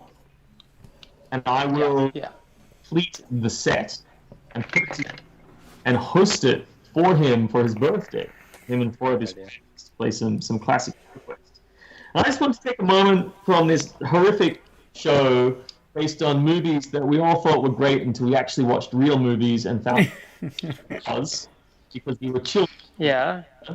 To talk about why Hero Quest is so great. Greatest game ever. That's such a good video. Amazing cards and bits and pieces. It's got 36 custom miniatures. It's got Barbarian. And it's Roadsode. And maybe that can be our subject next time. Let me find that and pop it in chat. That video is incredible. Yeah. So, Hero Quest. Although speaking of board games, also Robotech's better than Gundam. Just in case anyone ever cared. I agree. Yeah. Mm-hmm. Robotech's a real war story. I agree. Robotech and not Macross. Unlike, there's something about the Americanization of taking 3 totally different fucking TV shows and putting them into one big bastardization that I just love. It's the American way. So, what is your Star Wars series? Mine is probably Deep Space Nine. I think it's pretty awesome. Oh, Babylon 5. Particularly fond of Stargate. Babylon 5. Yeah, that's some awesome Star Wars, man. And Deep Space Nine. Babylon 5 and Deep Space Nine. And I do love Stargate. My favorite scene from any Star Wars movie is that one where she thinks she's going to get a necklace, but she's given a Sure, CD. that's a Star Wars movie? She's given a CD. She's given a Joni Mitchell CD.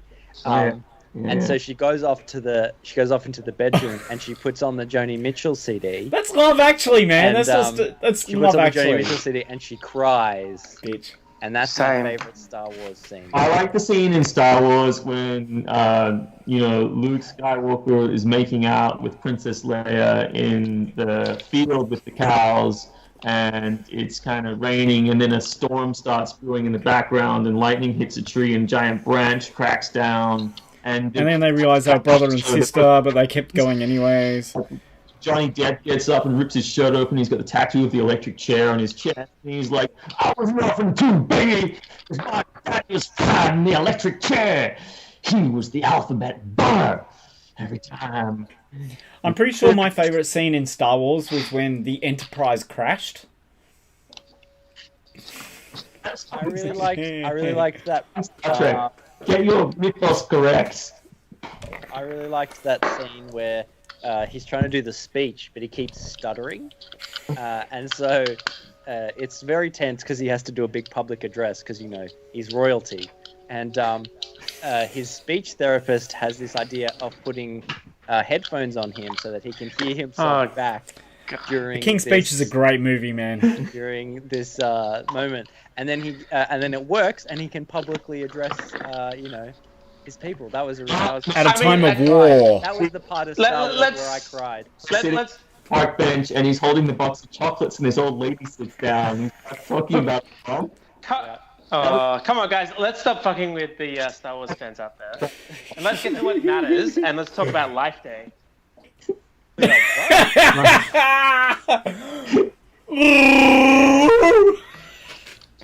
I used to be able to do a good Chewbacca. You watch porn ever again.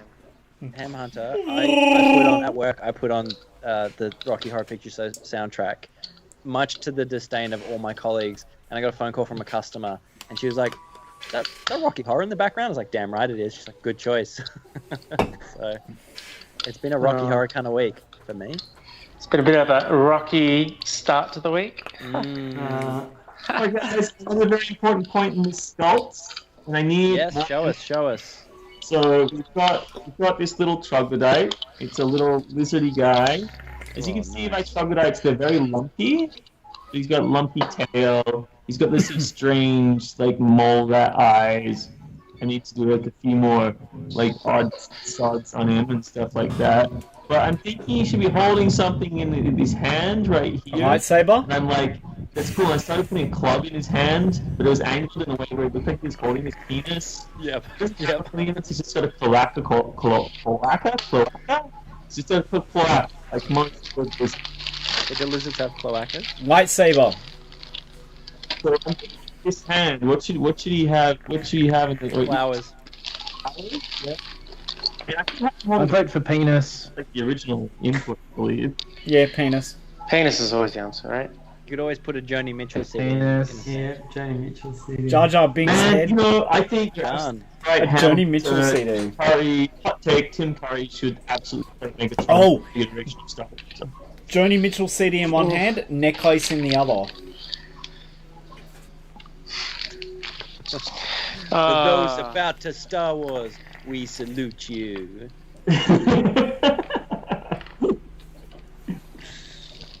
yeah, I don't know. I might just be sore because I couldn't afford the Death Star playset. Sword's good. Oh. But show us It was a the, shitty piece of cardboard anyways. Show us Yeah. where you're at. Alright, look, I'm not unhappy now. I went too far on one part and stripped it all back, but I can dry brush that. So, it's grungier, so it's not like just a flat tone now. That's so, good. I'm kind of happy with that. Now, I want to dry brush it. I don't know what to dry brush. Maybe silver, man. Black wash Silver. on the silver. Black wash on the silver. Yeah, totally. that. I'm thinking silver, yeah, because then I'm going to pick up these grooves. On the silver, do a black or brown wash on the silver. Yeah, I did, but it didn't quite take. So maybe I need to strengthen my wash a bit more. Some coffee on But that boy. I was thinking about dry brushing silver. I wouldn't dry brush silver. I would do yellow highlights or orange highlights. You could do edging with silver. Oh, orange. Or I wouldn't actually. I'd go Russian expressionist style, and I would use like some yellow. Just do you know what line edging is? Or edge No. lining is? It's Is that where you come in with a really fine brush and just like paint the little edges and stuff? yes, After you've dry brushed? all the ridges. Yeah. I wish I'd taken pictures of my speeder before I sent it off. It's not as beautifully converted as your speeder. It's not as beautifully customed as your speeder, but I did do a bunch of really basic techniques on it that make it look a little nice. Yeah, okay. Well, maybe I'll do some, Edge maybe, highlighting. yeah. Edge highlighting, you just take a fine brush and you just go over all of the square edges. Do you think that instead of dry brushing or on top of dry brushing? Instead of dry brushing. Because it's too big, the surfaces are all too big to dry brush. Yeah, it's mechanical as well, so... Yeah. What about, Wear and tear. okay, You think of less like you're doing a dry brush and more like you're painting light effects on the surface. okay, yeah, I can do that. Like, what color? You reckon like a yellow or an I would orange or go something? yellow. I would do yellow and occasional flecks of silver in the yellow to do that. So I know Russian expressionism is the idea of putting every color that is in the whole painting in every part of the painting to varying degrees in Okay. order to balance out the tone and the palette and the eye. But Okay. for a stream that's about art toys, we don't talk about art very often, do we? No, we do. You're just always away for those ones. Oh, Yeah. Oh, you're What? Stings. Well, you know. Okay, cool. talk Well, about- that's where I'm at. And then I've still got to paint. I don't know if I showed you these guys. So, this was where's the camera? So yeah, so you know I made this guy in the Toy Jam. So I made him. a gun. oh yeah. Yeah, Nice. yeah. He'll have the gun. So he's gonna sit there. And then I got this guy here. I've kind of modified him. He's like, you know, gonna sit there and yeah. So I got to paint them as well. And then I'm done. So I reckon I can probably get this done by Wednesday, maybe. Fingers crossed. Guys, So I let my computer drain. So if I drop out of this stream in a couple of minutes, that's. It's all right. We're that's wrapping what's up happening. anyways, right? We're yeah, doing we're final show and looks. telling. Yeah, I guess. Yeah. I've decided to do a blast from the past and do my all-time favorite gun, which is one of the few guns I can actually remember how to make always, and that is an Uzi 9mm. Nice. And there's violin for the gun suggestion. I was like stuck in my fantasy world, and I forgot that fantasy is fantasy and can have whatever I want. Res Yes, you Violin can. is that Teddy Bean toys? I don't know. I forget because the people on here, bloody Q Boy's got a different name over in wherever he's watching. Sometimes it's hard. I just use yes, no, maybe on everything, so it's easy for me to remember. Yeah, I'm pretty much just factor everywhere. Can you repeat the question? Yes, no, maybe. So did we find out why you cried at Star Wars in the movies? Oh, was it- no. Oh Was it yeah, in, like, let's the- see like if you can the- guess, Andrew. Yeah, was it like the shell-shocked moment where all of the there's all the dead Ewoks everywhere, and it's like it's like D-Day. To be very specific, Andrew, The there's Normandy 2 landing. Ewoks, 2 mates you're running muted. away, Muted. and Fletch is ATST. Fletch is muted. You have to hits stay. them. Everyone's. Oh my god, I'm freaking muted. Alright, okay. Look, to be very, very specific, there's 2 Ewoks, they run away, ATST comes in, boom, bam, Steps they on both them. get knocked down, and then one of them's like, Shakes gets him. up, and he's like, oh, hey mate, wake up, wake up. Yeah, that's the part where I fucking That's cried. sad. That is sad. It is, Very- yeah. It's hard for yeah. like a 9-year-old, 8 or 9-year-old, right? And it's like War proper sucks, war. please let's not war. What? I said war sucks, please let's not war. Yeah, Anyways, yes, that's where I cried. that's fair. Only See, I cried during the scene where the lawyer who's sitting on the toilet is rudely interrupted by the Tyrannosaurus Rex. And then eaten. Did you have difficulty going to the bathroom after that? Yeah, I couldn't go to the bathroom. kinda after that. worried? I had a phobia of bathrooms after that. Mm-hmm. Or at least porta potties, right? No, Every that festival wasn't you a go porta to, it's potty. like mushrooms at a festival after watching Jurassic Park. Yeah, on your left. Yeah, I like that too. Also, when the Ewok says, I will be back. Ancient jungle, I'll be yub. mud. Wait John, Ah. or Can you believe they changed the song at the end of Return of the Jedi?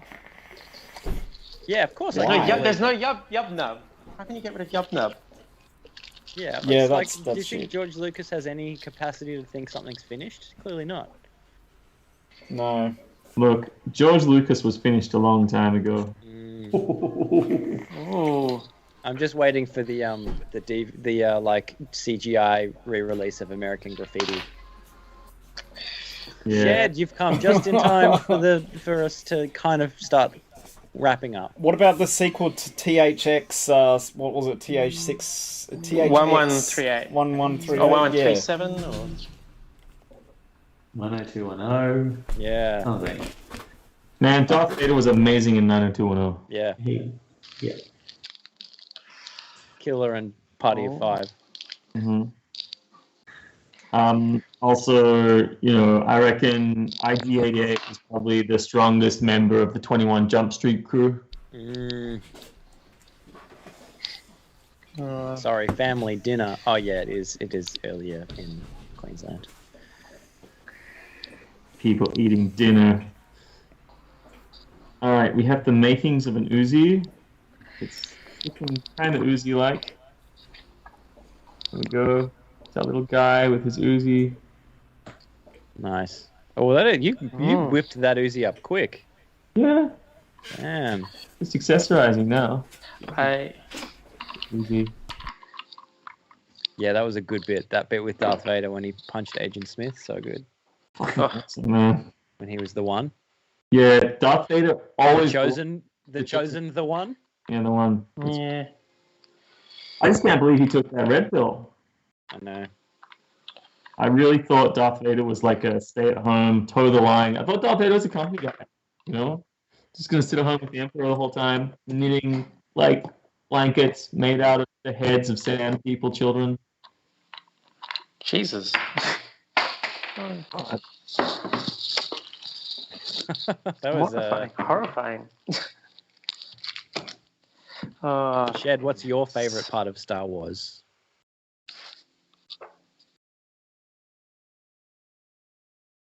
Slash, where did you cry?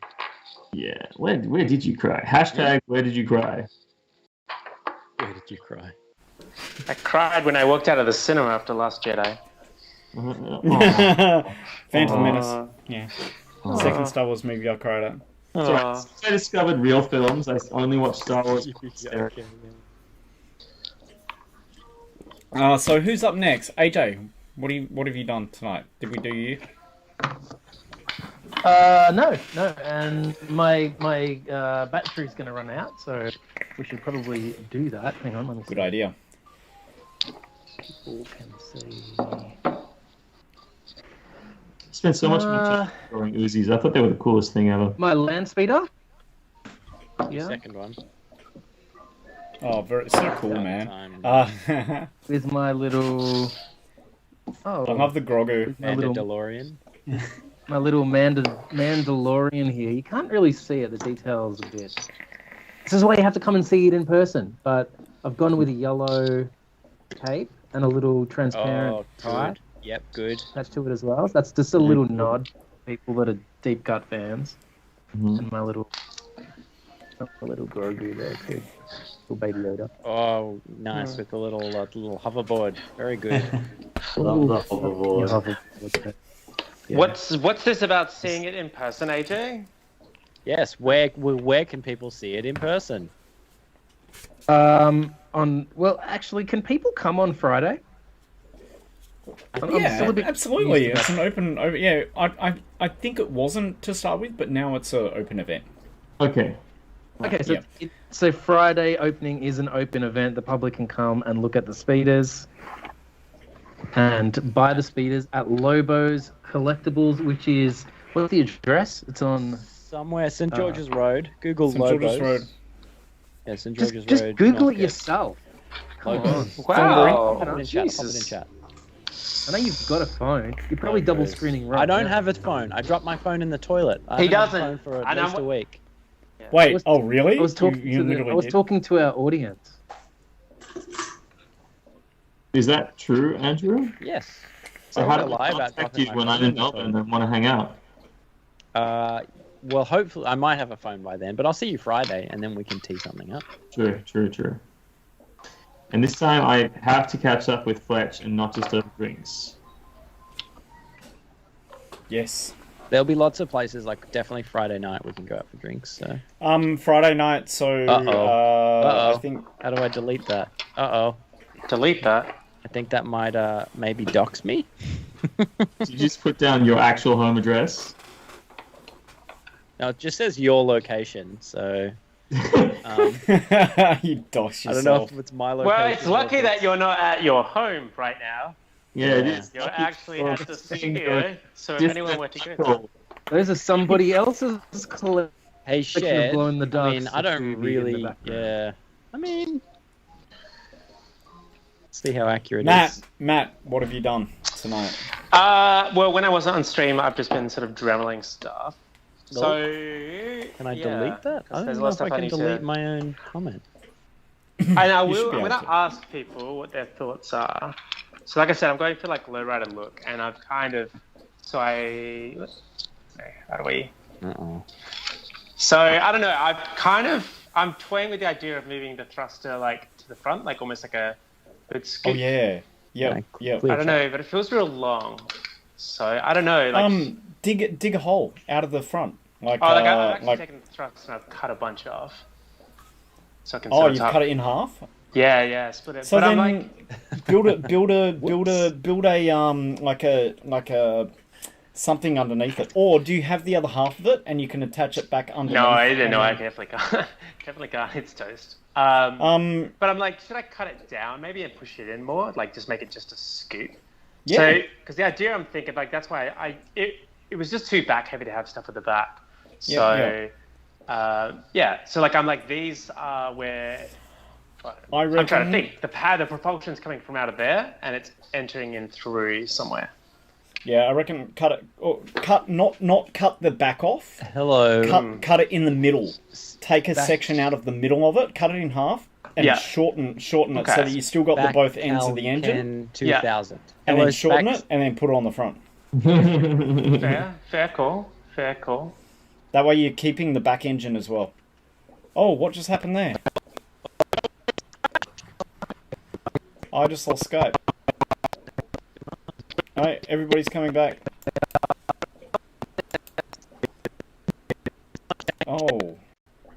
Hey, somebody changed their thing to the meeting view? Hey guys, somebody changed their thing to the virtual meeting view. You don't do that. Who did together mode?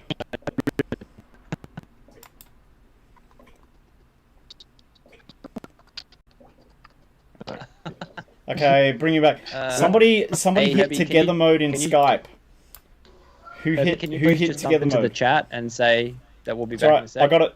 Hey Andrew, so somebody hit together mode. Yeah. Mine's recovered. I think I'm done with Skype. I think this is the last time. Well, mine's recovered. No, somebody just hit together mode on Skype. I don't know how. Is Zoom better or?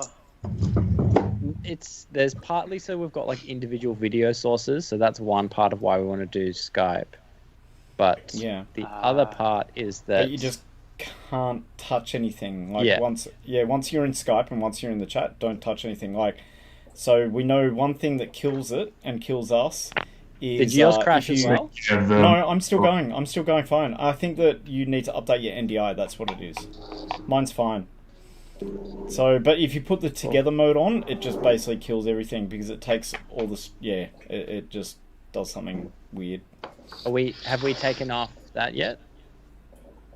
Yeah, I took it off. Yep. Are we back? I went to the mic. Yeah, I'm back. I've got just you. Back. Oh, you've got just me? Yeah, I've got everybody. I got a whole bunch of Skype logos. Maybe you're on together mode still in. Oh yeah, are you on together mode? Maybe you're the one who put it on. Oh, I get the fuck out of together mode. You go to the it should be in your Skype together mode, then it'll give you the option to switch to grid. Have I crashed my stream again there? No. Oh, I don't know. Fucking hell. You're live for us. Skype can.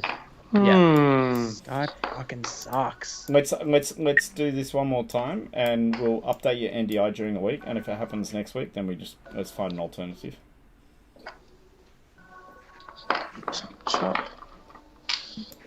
Yeah, I think you had to drop out. But, it's okay. When it works well. When it doesn't work, it doesn't work. Oh, boy. What about you, John? Hello? Yeah? What have I been working on? What have you been working on? Progress report, closing statements. Closing statements. I worked on a pizza slice. Ooh. I needed something flat to put my overflow in. When you've got a little bit of resin at the end. Yeah. And it just needed something to dump, And I thought that's cute. Something nice. Something easy with a flat bottom. Anyway. Yeah. That's all I've been working on. Who's next? Oh no. We're all done almost. Andrew. Oh man. Fuck. We'd done it. We'd gone a whole stream. We went a whole stream. I don't know how it changed to that together mode. Did anyone touch anything? I didn't touch anything. You could see my hands the whole time. They were right. Yeah. I have no idea. Suddenly it just all dropped out. Did yours crash as well? No, mine didn't crash. Man. I have I think it's the older version of NDI does some shit things. Mine's fine. Now I don't have my camera. Yeah, we can't see you, but we can hear you. Ugh. Well, we almost made it.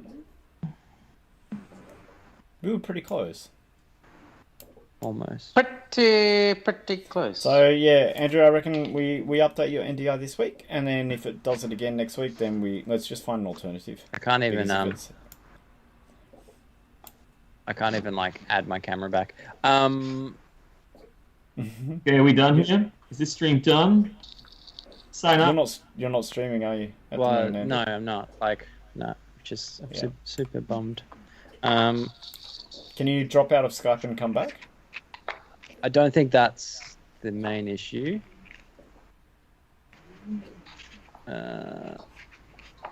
Maybe Give it a I'll go. just go. Maybe I'll just try this camera. Well, it wouldn't be a live stream without at least one technical issue. Well, none of my cameras are working, so Are you sure it's not just your computer? well, considering it was like literally something that Skype did Yeah. that made it crash, so it's like it wouldn't have crashed if it wasn't for Skype. So Yeah, I just have no idea how it changed to that together mode view. That was let's really weird. try. No, okay. We